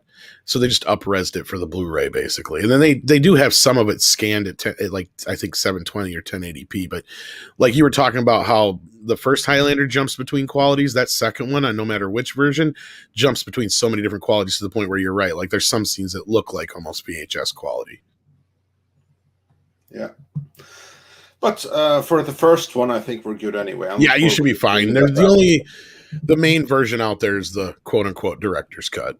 Yeah, and then heading back into some current ones we can get up on screen. Granwasu42 says for 20 euros. Thank you so much. Great show by a great panel. More Chris, please. Keep the lights on. Well, thank you. And Chris is, of course, always invited. So, yeah, our door is open to you. And you see our audience loves having you here, and they love your little digressions into other matters as well. So all more good. More tangents, I guess. Sure. More tangents. I appreciate exactly. Yeah. And the Iron Detective says, I can send a digital copy of the anthology comic. Thanks again for the advice. By the way, there should be a future war Terminator film. I say Saving Private Ryan with purple lasers. I'd watch that. Yeah, I'd watch the hell out of that too. I mean, that's like the one Terminator movie we're missing is the Future War, the one that immediately precedes the first movie. Not anything that's going to muck up the timeline or any kind of drivel like that. That's where they lose me, at least. Yeah, that's what sucks about Salvation is like at least they put it in the future, and it was beyond what we were dealing with. But yeah, I know that's not what you're talking about exactly, but. You're talking about the actual war. Yeah, the beginning of it. But you know what's funny is I always kind of look at the Animatrix is basically showing us what happened. You ever seen that? Yeah, I've seen a little bit of the Animatrix. The bit where the machines take over and they black out to me, I've always kind of saw the Matrix as like this is the future that happens after Skynet just finally wins, because. If the thing is the weird thing is they say that John Connor won, but if they keep sending Terminators back, clearly he didn't. Well, they sent them all back this minutes before John Connor won. That's why. Bullshit. Maybe one, but not that many. I can see them doing two, but not as many. It gets real convoluted after a while there. It's like Yeah. On Thursday afternoon, after John won, he decided to send back another Terminator after he blew up the facility and rebuilt it. Some things just aren't built for more further sequels. But yeah. Moving on, Stone Gasman says for $10, also read The Secret History of Star Wars, and indeed, Princess Marsha, Richard Chewie, and Jedi Hirsch were responsible for saving the 77 movie in editing. Will Marsha ever break her silence? What say you, Chris? Did we lose I would say probably not. She is wealthy, retired in Hawaii, remarried. I don't think that she'll ever do that. I mean, George kind of drove her out of the industry. I mean, you couldn't work with her. I mean, she was the person that, if you were making a movie and, Francis Ford Coppola, Martin Scorsese, like they sought her out to watch their films, to critique them, to make them better. Right. And she, George owes his career much to her work. So I don't think we'll ever see that. Someone told me there is some documentary about her, like a tribute to her, but I don't think it's anything that she's directly involved in. My guess is that part of the separation agreement is she can't talk about George, at least maybe while he's alive. Who knows? Yeah. There is a documentary in, I think, almost 20 parts. And a few of those sections focus on her and her relationship with Lucas and the controversy that happened during the construction of Skywalker Ranch. Which led to their separation far more. It's a YouTube channel SF Debris, and I've mentioned it before on these guys. He does this massive documentary in sections about George Lucas, all the way from the start of his career to up to selling Star Wars to Disney. And Wow. it overlaps with so much information that I've heard as I entered the film industry, especially from some of my teachers that worked with George Lucas during Maniac Mansion and the Young Indiana Jones Chronicles and all that type of stuff. So stories that no actual documentary that you can currently find out there that I knew about or are in this one here that was, I think, released a few years ago on the guy's private website. I think now he's put it on YouTube. So I would suggest checking that out because it's really fascinating and it hits a lot of stuff. And he's got interviews and lots of receipts and, and commentary on it. That's quite fascinating, but it's a very, very long watch. Wow. That's awesome. Yeah, I would like to know more about that. The only thing I really know is from The Secret History of Star Wars. I thought I knew everything about Star Wars till I read that book, and I thought it was fantastic. Oh, no, this documentary goes into the fact that like Lucas was so stressed out over Empire that his wife fell into the arms of another man, which was the carpenter that made one of the libraries of Skywalker Ranch. And that relationship didn't last as well. But there gets into more details that have been well sourced, I would say. Like whoever this guy is who did the documentary has a lot of good means of connections and research, because I was really blown away. It's like, oh, I thought I only knew that story because this guy was in the room when that part happened, and it's like, so clearly he knew the same guy. Wow, it's somewhat tragic, actually. It is almost kind of weird because like real life the Citizen prequels, Kane, I've said this before. I think the prequels are a lot of George working that shit out. If you really look at it, because Lucas Ranch and all that shit was something he built so he could basically have his wife working from home so she wouldn't have to leave anymore, and she ended up leaving in the end was what would happen. What ended up happening. It's kind of the tragic tale of it all. So Yeah. So it's kind of like, you know, how Anakin tried to keep Padme alive and then failed in the end. So I said I think the prequels are him working a lot of that shit out. Yeah, and then we have a comment in the chat here right now. Sander Hammerslag says, Andre, what about the Viacom CBS $20 billion plus debt? I believe they have to pay like $800 million in interest annually. How will this $2 billion affect that? Well, again, here's the thing. They don't actually have to pay $2 billion. $2 billion is the taxable amount. So only a fraction of that is going to be taxable. I think that by the time the lawyers get around to it and they settle back and forth, I would imagine it's going to be in the vicinity of 200 to 300 million, maybe, which of course is still a lot. But that's more manageable if they're able to get a credit line somewhere, or if they have some movies that hit it out of the park, or they're able to get it work with Paramount Plus. But obviously, it's not going to make their already precarious financial situation any better. That's clearly not the case. But also, it's not going to make it as bad as the number 2 billion might imply, because under no circumstance will they be told to pay 2 billion in tax. That's not happening, even with the fine. But it won't help them. And then moving on with the super chats, David Stout says, Tom, happy birthday. I hope you had a great birthday. Love you, guy, and thanks for being great, and hope to join your stream someday. That's a request from Tom Stout. That's duly noted. And Chris Bailey says, for $10, belated happy 100th show. Well, thank you. I was traveling for 3 weeks to Nevada and Utah National Parks, so I'm slowly catching up. Hope everyone else has the opportunity to travel soon. Yeah, I hope so as well, and I hope that you have a great trip enjoying the national parks. That must be something. Nicholas Horton says, for £10, Viacom did buy Ninja Turtle rights in 2012, because that's also when Nickelodeon CGI show premiered on Nickelodeon/Nicktoons, and happy late birthday, Tom. Thank you. Is that information about right about when they picked over? That's what it sounds like to me. Yeah, like I was just pulling it out of my head, but I could have remembered it was like 2012-ish when they bought the rights. I was fucking devastated. I'm like, this is like one of the worst things that could ever happen to Ninja Turtles, and I was damn near right. At least that first series, I watched like the first 5 episodes, and I'm like, it's mostly harmless. It's for kids. It's not for me, but it's not like really destroying the legacy or anything. It didn't get bad until the Bay movie.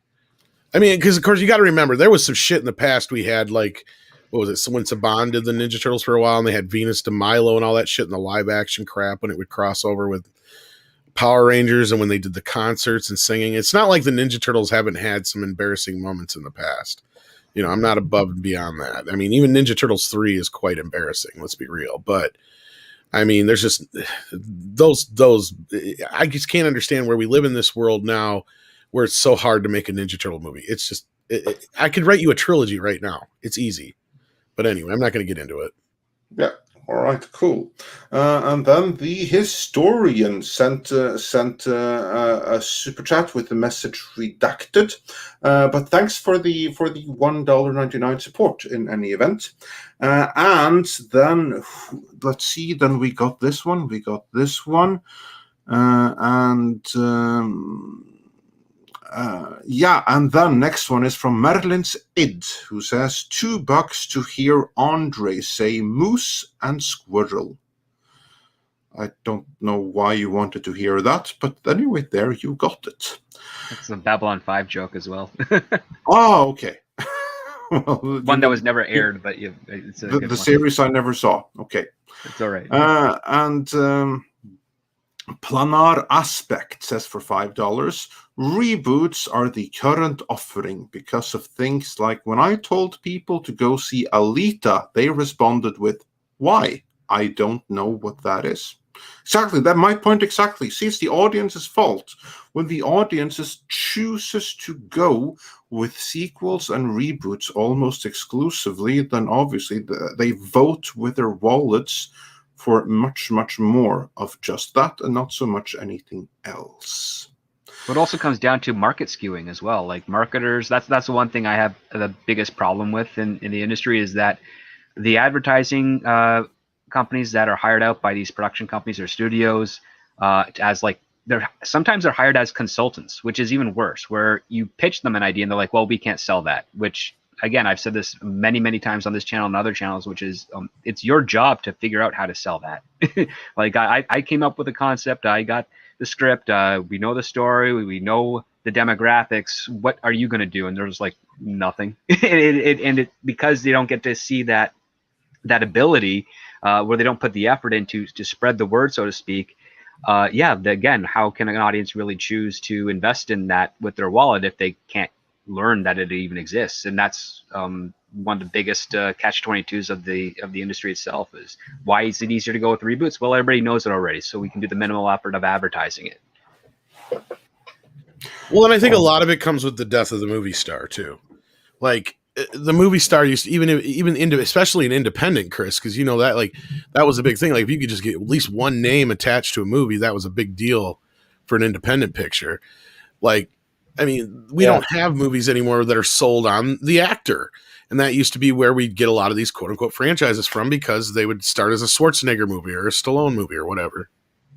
Yeah, no, you're absolutely right. I mean, it's dead. There's no movie stars anymore. I mean, I think the last thing we kind of felt like that was Once Upon a Time in Hollywood, with Leonardo DiCaprio. But even Tarantino's almost as much of a star in that sense, then. Well, that's true, but I mean, he is the star, just like with the Chris Nolan movie, he's the star, and in that movie, whenever there's a Tarantino movie, Tarantino is the star. You don't necessarily see him much on screen, but he's the real star anywhere. Like that's the name that draws people in. True. Yeah, I'm agreeing with you both. No, I'm just John McTiernan. No shit, right? Well, there's some great directors, but no, we need. I think it was Willie B. Mayer who said it. Script. Will Smith William is the Goldman. last. Will William Goldman. Goldman. Yeah. Yep. Jesus, what am I saying? I need to eat something I haven't ate yet today. We both. He said Well, Will Smith we're is the almost last real caught up. movie star, and he was right. I really think that's true. I mean, there could be a caveat made for The Rock, but then I'll also say, hey, but The Rock, the problem with him is in all of his films, the ones that are the highest grossing ones are ones where he's an addition or part of an ensemble. When he's the only star, he doesn't have a lot of hits. He's got like one, and that is that Skyscraper movie or whatever. That's the only movie that's made anywhere near the money that any of his ensemble films have. But Will Smith does not have the celebrity clout. Not anymore, no. Like he used to. I mean, I remember being, this is sort of sad to say, but I remember being at San Diego Comic-Con in, I think it might have been 2017, and they had to make an announcement. Like usually Hall H, you wait overnight to get into. They had to make an announcement over the loudspeaker, like, please come to Hall H. Will Smith is there. And they did a presentation for that Netflix series he did that was written by MacLeod. And it was half full. I mean, like people didn't easily get a seat and no one seemed to care. And I felt sad. So I think the shift I think from that the movie he star, felt much more sad. yeah, I think the shift from the movie star really hit home with a lot of people, at least in the normie side of the audience, was when Tom Cruise and Steven Spielberg did War of the Worlds, and no one really saw it by comparison. Like it just did not have the draw or impact. And also, that was the movie where Tom Cruise went insane with Scientology when he demanded that everyone to interview him had to do like some Scientology coursework and get audited and stuff like that. And when the world really started looking into Scientology, and that's when you had like Operation Clambake and Anonymous, and like the whole scrutiny came because of that. So Chris or Tom Cruise kind of looked like a fool in it, and he didn't do Scientology any favors either, for that matter. Well, that's been a thing he's been doing since Mission Impossible 2, if I'm not mistaken. At least not to that extreme, but he has had some. Yeah, that was when he was at the most extreme. Was during War of the Worlds. That was when he told the Scientologists like a few months before at like their New Year's event that he was going to use his platform to sell the message, and he's the most dedicated. And what can you all do? That's when that was. And it was shortly after that like this leaked promo tape that was to be screened at Scientology events. Well, there's still movie stars. Back to that, so that didn't do any wonders. So like those things happened together, kind of exposed him in a pretty bad way. I mean, there's still movie stars, I would say, but like, yeah, Tom Cruise, all these guys that are out there are either from the 80s or 90s. The only real new stars we can talk about are maybe Chris Pratt, Henry Cavill. A few names we can bring out and say, but do they really sell the movie? That's the thing, is no. Because even a Tom Cruise movie isn't a sure thing. We don't even know if Top Gun 2 is going to work. I mean, I'm talking about it in the chat right now. Like, what does Tom have outside of Mission Impossible? Nothing. Like, there's no real sure thing in Tom's, like, Top Gun 2 could flop horrendously. We don't know yet. I hope not. I hope not, but, yeah. Yeah. And Paramount's got taxes to pay. Yeah, but Tom Cruise has been trying to break into science fiction for almost over a decade now, and he just hasn't found I think The Edge of Tomorrow is the closest one, but there's no guarantee of a sequel for that. Well, and I hope he does do a space movie that isn't a franchise, because that's kind of what we need right now. That's the old school way of doing it. You take a high concept and you mix it with an actor and you make it a vehicle for them, and then the audience goes to see it because, oh, I know that guy, I like that concept, I'm in. That's the way it used to be for movies. One of my favorite stories of all time is, we all know the story of Back to the Future now, and even when you see the trailer, you know what the movie's about. But the first test audience had no fucking clue what Back to the Future was about. All they knew is it had the guy from Taxi and the kid from Family Ties in it. That's all they fucking knew. And they went in there and they thought the car blew up and they killed the dog. Like, the whole audience freaked out. At that first screening, they had no clue what the hell was going on.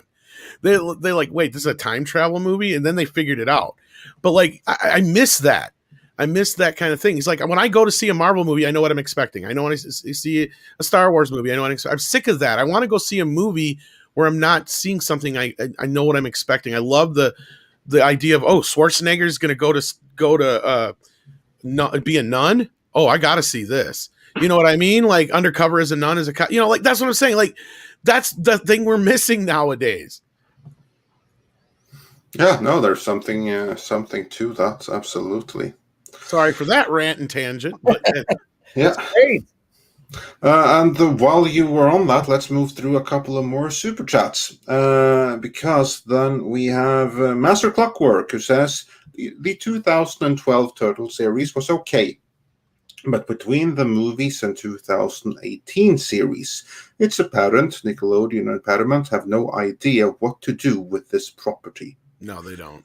And Hypergiver 2 says, now I feel it's my duty to remind Tom of the Power Rangers / Ninja Turtles crossover from In Space, no matter how much pain it inflicts both fandoms. No. I have no idea what that is, but that apparently is a thing. And then Marigo Ann says, seeing legacy franchises be disrespected is awful. Yeah, it certainly is, especially if you care. And then let's see. MJ1 Media says, there's a Skynet fan film with original Future John. Okay, cool. I had no idea. If only Hollywood would take lessons, because that's like really the only way Terminator franchise really should go to that, and beyond that there's nothing else. And Mariko Ann also wonders, oh, this is a good one. Script and Chris, I want your thoughts on this. Any thoughts on Silicon Valley buying Hollywood? Other than nightmares? Oh God, yeah. Yeah. I mean, that seems to be slowly happening, right? With Apple TV dipping its toe in, but boy, I don't know if that would be a good thing. No, if anything, right now, you with the way things are going, you have to go back to like Christopher Walken's role of Zorn and realize he was right. You had to get rid of them and A View to a Kill. I mean, I'm not in the way that is thing, but at least sort of remove the power and influence that they have. I mean, like they created the instant app market, which I think really hurt technology and smartphones, in my opinion. The worst issues I have when I'm working with other writers and teams when we're trying to solve like if we're on a mystery story or something, is there's always the massive group wants to have like a hacker just to solve all the problems and kind of use the magic of computer science to solve the issue, as opposed to having like clever battles of wit or exchanges of dialogue and whatnot happens, and that comes as a byproduct of big tech just kind of taking over the conversation in almost anything these days. So for them to actually buy more into Hollywood, it's going to be more of the same. We'll have like just movies will be like applications. You'll see a new one every 3 minutes, and it's the same as the one you just saw a couple of minutes ago, probably. Ugh, excuse me. And then you'll see terrible product placement. For example, when you see a Spider-Man movie, everyone uses Sony computers. Or, God, what was the movie that I saw recently where they used Bing as a search engine? I think it was Eat Wheaties with Tony Hale. He goes to a search engine. He's not particularly tech savvy, and he uses Bing, which is pretty funny. Yeah, it's not like done in the comedic sense that like Parks and Recreations have with Lycos. Like that's a budget. Budget thing. Yeah. You mean they didn't use Sony computers in every Spider-Man movie? I'm confused. No, I'm pretty sure they did. I was going to say, like, I thought you were joking for a second there. I'm like, I know they did. Yeah. I was going to say. I don't know. Sony computers are not all that, prevalent. So. Kind of like Coke for them in the 80s. Yeah. When Coke owned them in the 80s, every Columbia movie had Coke in it. It was just. Look, I hope that big tech doesn't take over, because that will be the death of Hollywood. Because if that happens, it's when you look at especially how big tech has taken over our lives with regard to issues of things that cannot be discussed on social media or in certain places. I think that big tech creeping more into our lives. I mean, it already has with entertainment, even though I will say this, the best thing on Apple TV is that show Mythic Quest. It's a fantastic show. If you've not seen Mythic Quest, it's sort of the behind the scenes of an online role playing video game, and it's awesome. I gotta imagine it would be like if a video game company were like it would be like watching video games, because like if the tech companies took over, like you just said, Chris, we just get 2.0 versions of everything all the time. Is Mythic Quest like the Guild? Yeah, it's like the Guild. It's like okay. It's well, no, you should see it. Mythic Quest. I mean, you can find trailers for it. I'm sure there's like a first episode online, or just subscribe to Apple TV and then unsubscribe. That's how I watched the first episode of Star Trek Discovery. I watched the first 4 episodes, and then I did not care and did not look back, and have not seen Picard and have not seen anything. No one should have seen it, because you'll be scarred for life.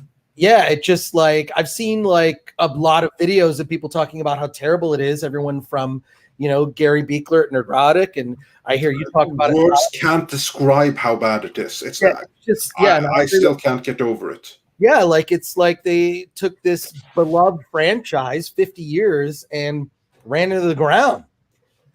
I mean, I used to go to the Star Trek Vegas. What do they call it now? The ongoing mission. Name now for license. They call it Desperate, I think. Yeah, they call it Desperate. But I watched those first 4 episodes. They said this isn't Star Trek. I don't know what this is. They just call it Space Show. In fact, that would be better, because at least you'd have the freedom to not be bound by the canon that came before it. Do something new, but like have a reason to do it. Have a purpose. And I think that's like how much. I mean, you've talked endlessly about how Star Trek has gone off the rails. It's sad to see, Well, and that's just it. You're hitting the nail on the head, Chris. Is these guys like Kurtzman come in and they want to do something like their own thing, but they're not competent enough on one end, and the other end is confident enough in whatever it is because they know Star Trek will sell. But what they're doing is they're killing it. They're poisoning it, whether it's slowly or quickly.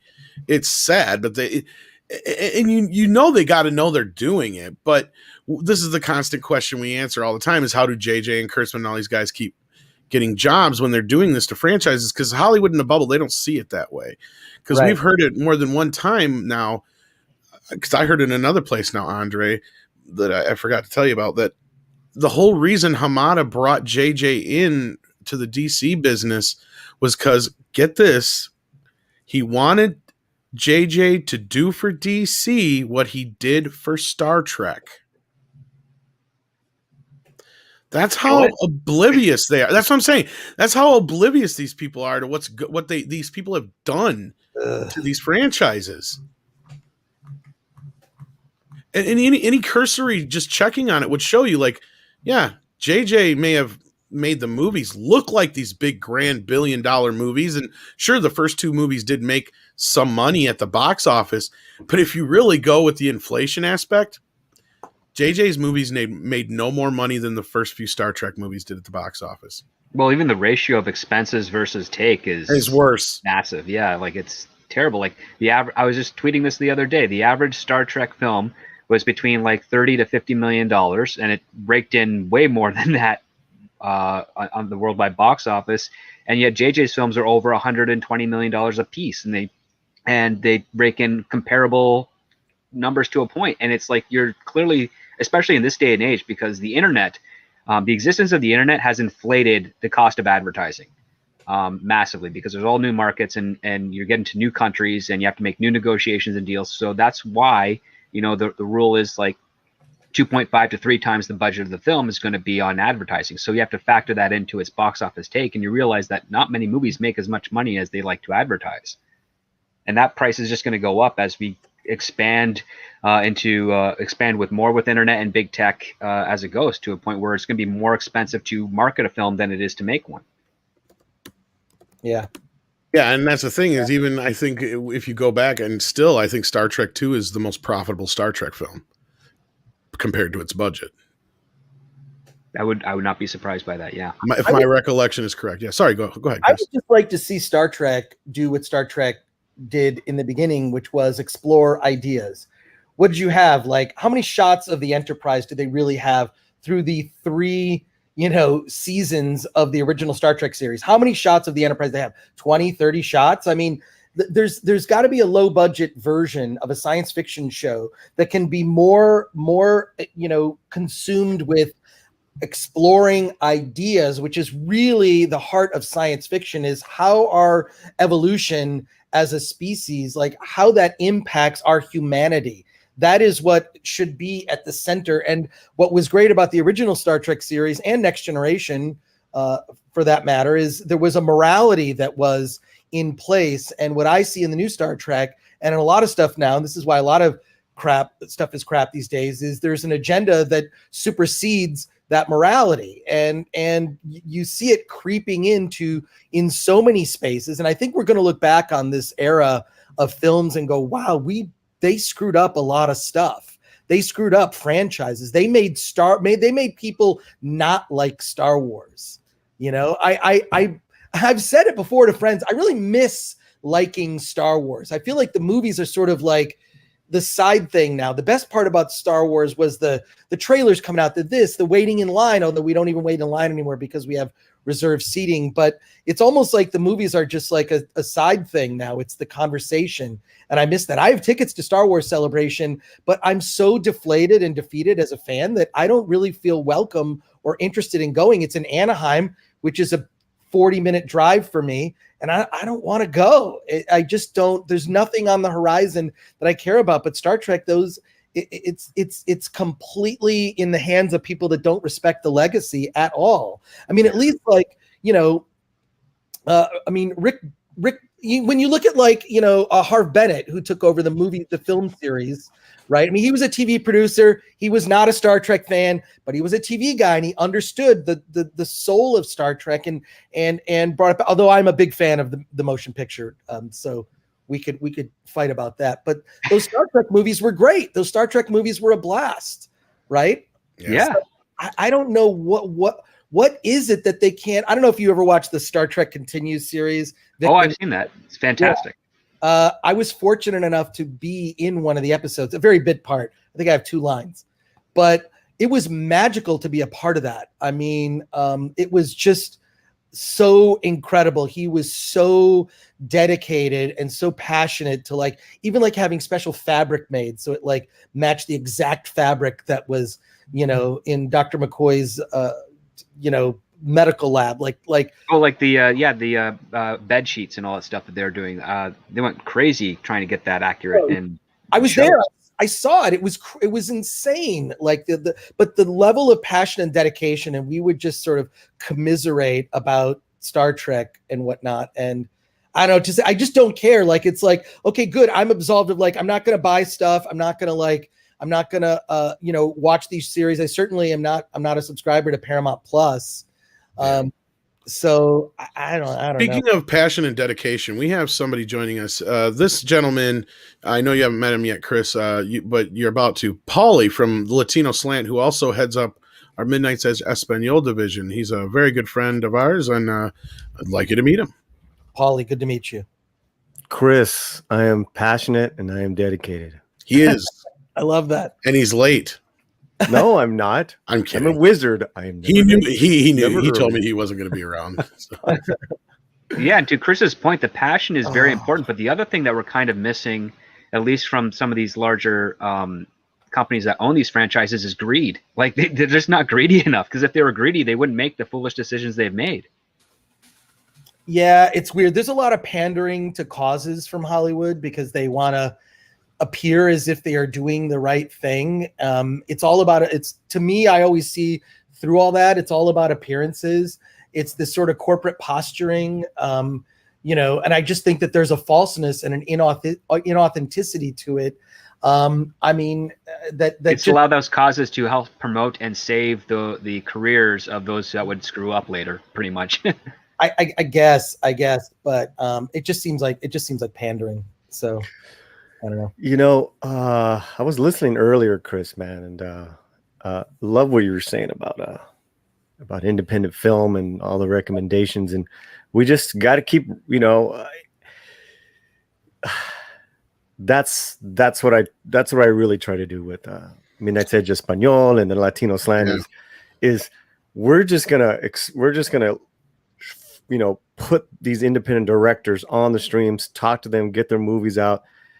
You know, we're gonna, as close as we can, get the viewers, get the followers to connect to these films, you know, and let it roll as far as whether they like it or not. Because we had a director who went through the Robert Rodriguez Rebel with the Plan, Rebel with the Cause, what do you call it? Reality show, where his first film, Chris, they gave him $7,000. It was in the guise of Robert Rodriguez. You know, it was really cool. Yeah. Oh, Yeah. So it's a decent little film, but he made a second film, which is now a feature, and he just got that first film distributed in Latin America on Blu-ray. And you know, we gotta support these guys. These guys are trying to knock on Hollywood's doors. But you said something, is that now's the time to really follow those directors, because they kind of become pawns once they get into the system. Well, that's why I'm glad you're here, Paulie, because this is what Chris has been talking about the whole show, and he was talking about me the other night, and I wanted you two to meet, because that's what another thing Paulie's been bringing to the table. But besides the Latino slant, as you can see in his name, for the Midnight Side Español, is Paulie is somebody who's huge on promoting independent films and directors and filmmakers and all that kind of stuff. And he's been bringing a lot of that stuff to the table, which is exactly what you were talking about, Chris. So it's one of the reasons why I wanted you to meet him. Oh, great. Well, awesome. I'll follow me on all the things, and I will follow you on all the things. Follow me, he says, follow me. Yeah. You know, my question to you, I have a question for you is, have you seen, what is your favorite independent sci-fi film? Because to me, film, not a doc, those are probably the hardest to produce, because, you know, it's, you know, other worlds, or there's, you know, whatever. What have you seen? What did you like as far as independent sci-fi movies? Well, you're right. Those are the ones that are really tough to pull off, and I think it's not for lack of imagination. There's a lot of independent horror, but in terms of independent sci-fi, there's one that I would say I thought was really good recently. It's called Shifter, which is about time travel. I don't want to spoil it. It's a bit like, have you ever seen Primer? So, time travel is definitely easy to do low budget. That's good. Yeah. That's something that, I mean, I love that kind of stuff. Primer's fucked up. Yeah, Primer's really messed up. This is sort of a similar, it's in that vein for sure, but I love Shifter. And can you explain to me Primer? No, I'm just kidding. Sorry, you were talking about Shifter. There's also, Shifter's good. There's a really good like horror sci-fi it's horror / sci-fi / animated called To Your Last Death. Watch that. It will freak you out. It is so bizarre. To Your Last Death, which is a bizarre, weird indie feature animated. William Shatner does a voice in it, believe it or not. So that one is really good.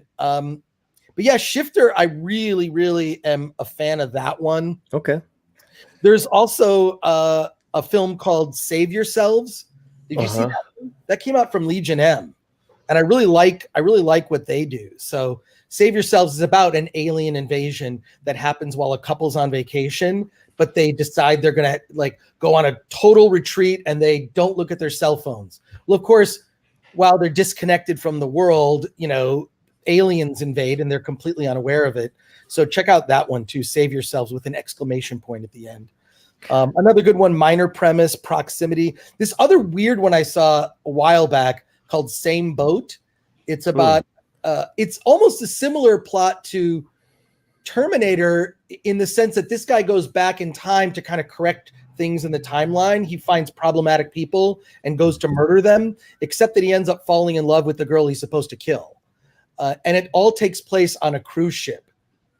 So that reminds me of another sci-fi script from a few years back where a woman goes back in time to kill a guy that's and then falls in love with him, and they have kids. I think it was written by one of the Rick and Morty writers. Not very good overall. Yeah, well, time travel is always a fun concept, but yeah, indie sci-fi. I just I just think that, there are resources out there for filmmakers to have something that has a bigger budget feel, and taking advantage of that is important, as Script Doctor pointed out earlier. So, cool. there I you mean, go. I'd love to chat with you more, maybe on a separate show or something. I can Cool. Yeah. deep dive. I know a couple of sci-fi from Latin America and in Spanish, and I need to spotlight those, because those are just really, really tough to pull off well. Absolutely. But, I just think it's a matter of the community on YouTube that talks about these films shifting the conversation to like, this is your alternative. Mhm. And this, you can more directly support independent filmmakers by renting. I rent a lot of movies on on Vudu. Vudu's kind of my preferred platform. I just like the way it functions, but they all connect to your, account. I like Voodoo the best too. Yeah. Yeah, I do too. But I also still get like DVDs, and I also subscribe to smaller streaming services like Full Moon Entertainment. I don't know if you ever, if you're a Full Moon Entertainment person, they did the Puppet Master Hell series. yeah. Very, very much so. Yeah. I can't wait till we have Dave Parker come on one of these days. I've got a Dusty Richard Band Dave interview I got to get up yet. I've known Charlie Band for years. I actually co-hosted a bunch of DVD commentaries for his company. That's how we met. And then we've crossed paths, and he made a movie. I don't even know if I can say the name of the movie on this. I'll type it in the private chat. Can I say that? Those words? You can say the beer bug zombies. I think we're okay to say it, but let's not risk it, because again, that was like channel removal offense to say that name out loud. So beer bug zombies, you can say that. Yes, Beer Bug Zombies is this zombie movie that is sort of like What's Up Tiger Lily by Woody Allen, and it's about a girl who, in the midst of chaos, it's a zombie invasion. Anyways, it was made when lockdown stuff like kind of first happened, and it's incredible. And the Full Moon Entertainment, I subscribe to it. It's like $5 a month. But if you subscribe for a year, they send you like a 12-disc Blu-ray box set of all the Puppet Master movies. I think they're still doing that deal. I'm not here to shill like for them or anything. Like I just I asked you. I actually brought that up before too, actually. Yeah, I mean, there are like small streaming. Troma has a streaming service. You wouldn't believe. There's even there's like, we think of these streaming services as like Netflix, Disney Plus, all these big ones. There are so many small streaming services that have better selection of films that aren't censoring or giving trigger warnings to their movies. Like Criterion has a channel. And there's a bunch of, one of the more successful ones, which is cool. There's one called Lesbian Flicks. I am not a subscriber, but the fact that they can identify a market and say, you know what, we're just making a streaming service called Lesbian Flicks. And it's become hugely successful because they're, targeting a specific market. So I love that these things exist, and I think I don't know. When my Disney Plus subscription runs out, I think I'm just done with that. Well, there is a Colombian film, and it's in half English, half Spanish. Just came out, really entertaining. Hits Sundance, I want to say 2 years ago, last year. Did really well, and it just came out on Amazon, and I'm so happy that it got somewhere, because it's a very low budget, great story about two brothers, and one that wants to be an astronaut, and who's a mathematical whiz. I mean, it's fantastic little film, but I want to know more of those other streaming services. So sorry, I didn't mean to eat up all the time here. Andre. No, this is, I mean, that's my point is that we can, I feel like, I'm sad that Star Wars will never, Star Wars is dead in my opinion, but we still have Star Wars. Yeah, I believe it is. I think that, I think Star Trek is kind of dead. At least it is to me. They've lost me as a customer. I mean, I would have subscribed to Paramount Plus if I cared. I don't know why they just don't do. They're just recast into a new Star Trek series with the adventures of Kirk, Spock, and McCoy. That would seem to me to be a logical pathway to go. I don't know why to me, it's like the most simple decisions. This is why this community exists, complaining about this stuff, because the most obvious, simple, correct decision is not the one that's being made, right? And it's frustrating. It's frustrating as hell to see the same mistakes constantly made. So that's why I think you've got to like look for other forms of entertainment. And I think the indie film world has a lot of viable options. Well, I like what you had said earlier, guys, that it exists. These guys are there. The films are there. You know, that's what I love what you said earlier, Chris. So, thanks. Go ahead and recommend another movie, Chris. I know I had to get one in there too. Yeah. No. God, there's just so many. I mean, just pick one. There's a movie that's coming out, not out yet. It's called Censor. It's set in the 70s, and it's about a woman who's a film censor in Britain. And she is her specific job is to tell you what scenes of the movie have to be cut out so it's rated. It's a very different rating system in England, as you're well aware. So it's a period piece about a woman who's a censor. She's kind of driven crazy by all the just bizarre, gross gore that she experiences.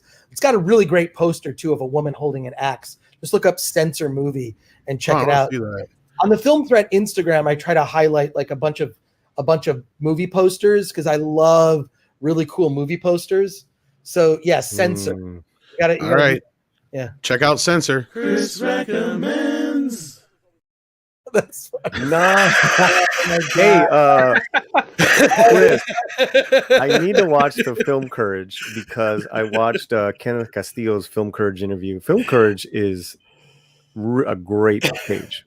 Yeah, no, I love it. It's a lot of inside baseball stuff. A lot of like, when I was a film student, if I had Film Courage, I did drop out of film school actually, but I would have dropped out sooner. But it's really so many great resources. Another guy on the Film Courage thing is Shane Stanley. He has a lot of good stories on there. But yeah, Film Courage is definitely, if you're thinking about film school, highly recommend that channel for inside baseball stuff on filmmaking. And that was dead serious, guys. Speaking of inside baseball, catcher Will Smith is more popular right now than actor Will Smith. That's weird. Yeah. He's anyways, I don't want to talk baseball here. Sorry. Yeah.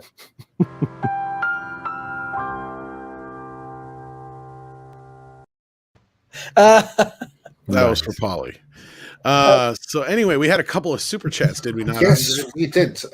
Julian, I can bring this one up on screen, says, "Happy belated birthday, Tom. Well, thank you. Hope it was amazing." So, a Nuns on the Run remake with Arnold Schwarzenegger and Tom Cruise. I'm down, but they got to be undercover cops. That would be something. And we need to do the song for it. No more nuns on the run. I don't want to get into this habit.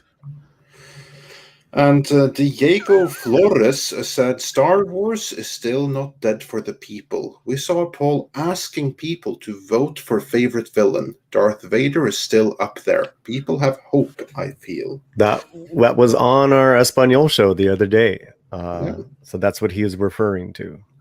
Very cool. And on that note, Mexican Iron Man says for $20, thank you so much. "Without the five of you, we're lost to script. You totally rock, brother Andre and Tom. Thanks for your tireless work. Paulie, we're blessed to have you. And Mr. Gore, thank you, sir, for paving the way for much of what we enjoy today." And hopefully you got done what you needed to, Mexican Iron Man. He was supposed to hop in and help explain this tax business to us. But I have a feeling we'll do something in the future, maybe a video, and he'll help us out with that. But hopefully you got everything done, man. I know he wanted to hop in and help us out today, so I feel bad. Yes, so also thank you, Mike, the Mexican Iron Man, for always being there to support us and help us out. So thank you so much. And let's see, I believe there were a couple of other comments as well. Diego Flores also said, "Wait, we're upgraded from team to division?" Well, yeah, apparently so. And my countryman Paulus Plain said, "Andre, my Norwegian father, pronounced the word debt the same way that you do. Love from Norway. Well, thank you. There's sometimes I want to correct Andre on those things, but it's just they're so him that I just leave them. Yeah, but like, why do you have to put in like those letters that aren't supposed to be? Because it's dumb. Yeah, it really is. But yeah. Oh, but anyway, let's see if we have any more there.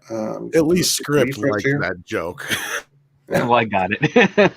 And the complimentary laugh. Yeah, with that we are actually fully caught up. Sweet. Now, Chris, you sent me over a trailer here. We're going to check out. You want to set it up a little bit before we do? Oh God, I'm trying to think if there's anything objectionable in it. There isn't. Look. We're at the end of the show. I think we're okay. Okay. It's a sizzle reel that helped get interest enough in this documentary to get it going. It's a documentary about the rise and fall of indie film in the 90s and kind of how Film Threat has a parallel path. A lot of it is my story. And if you've never heard of what Film Threat is or kind of what it did, it'll give you some perspective on it. It's a sizzle reel. It's about 3 minutes. So I don't know, but I think it's like 225 or something like that. Okay, but it's unlisted. I'll send it to people. But yeah, this documentary, we're hoping it'll premiere at a film festival next year, and this will give you some insight into the doc. So this is technically a premiere almost, kind of. It's a minor premiere of the trailer for the documentary about Film Threat magazine in the 90s. So we got a treat for you guys. Here we go.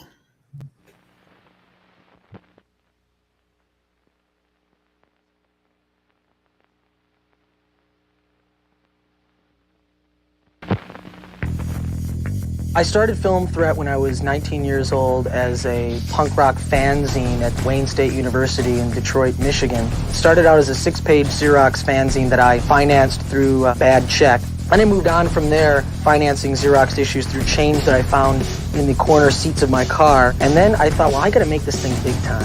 I have got to make this thing a big time, seriously taken magazine. So I went to Value Village and I bought for $5 a business suit and a briefcase. And I went into a printer and I said, net 30, right? And they're like, fine.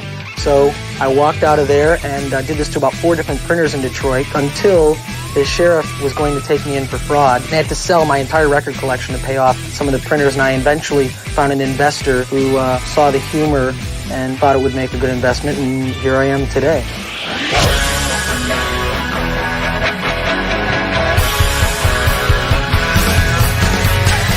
Hi, my name is Ben. I haven't read the magazine yet. I know I'm at the party, but I got invited by a couple of people. It seems like a type of magazine I've been very excited to read. I haven't read it, to be honest. And a new movie magazine called Film Threat, Tales from the Casting Couch. The concept of Cecil B. DeMented really came from what I read in Film Threat magazine. They had an article that their readers should go attack the readers of Premiere magazine. That kind of gave me the idea.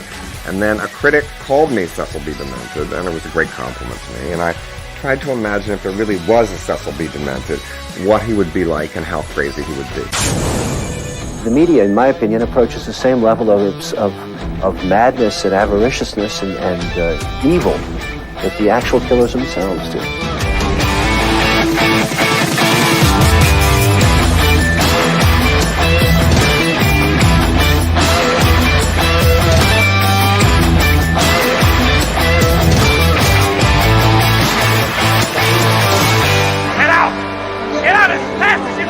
I do the magazine for the people who read it. I don't do it for studio execs. I don't do it for actors or actresses. I don't do it for anyone else, but I do it for the people.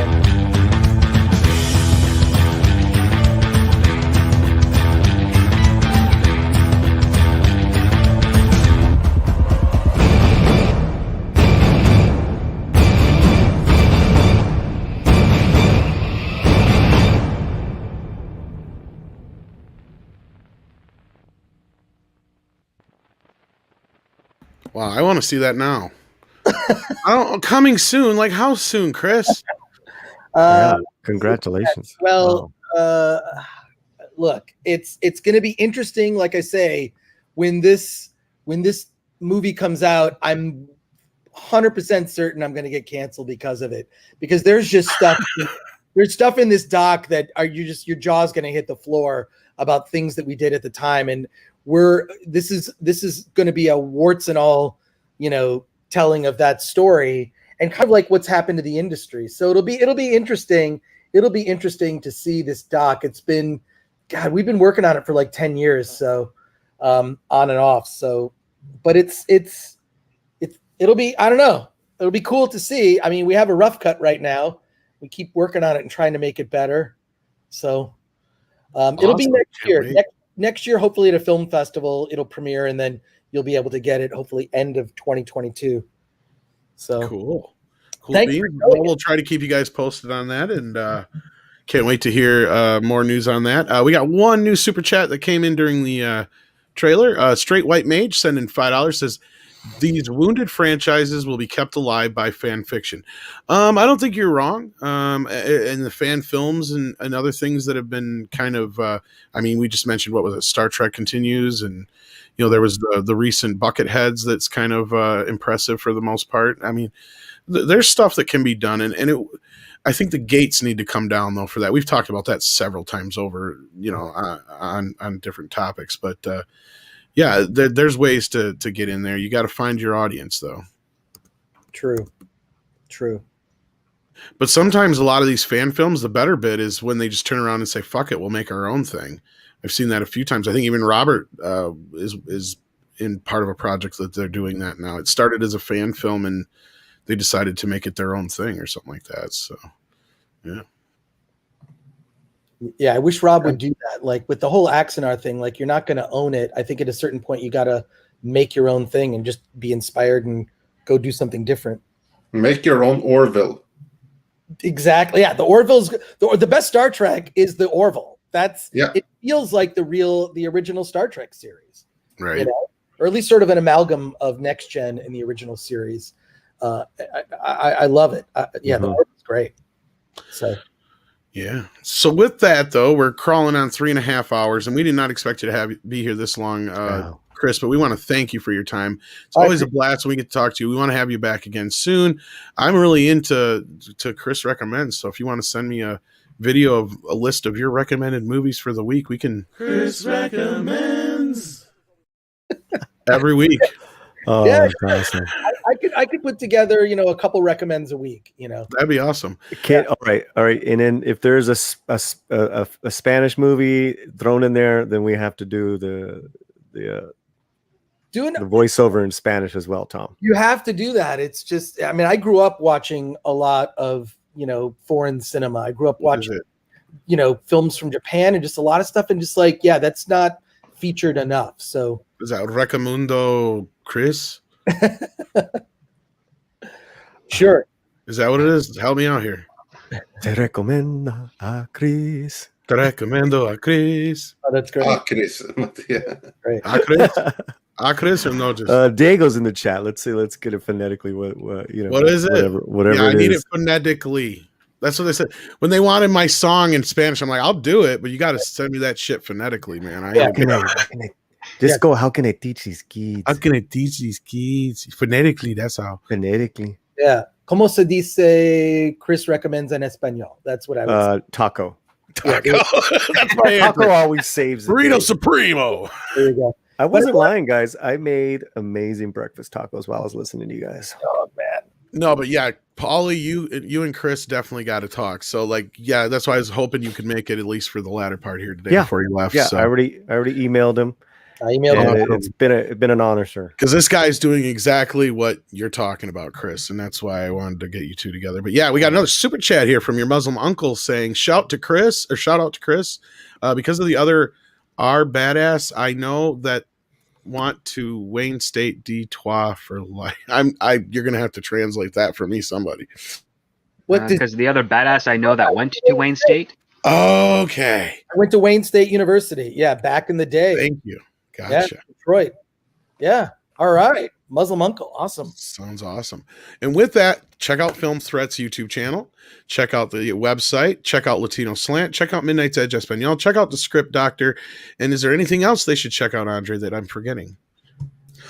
Yeah, you should of course check out Chris's channel. You should check out Midnight Espanol and check out Script Doctor's channel. I said that. Yeah, well then we're all out. I just went through the checklist. Yeah, you can of course. AKA check out, Andre wasn't fucking listening. It's all right. How dare you?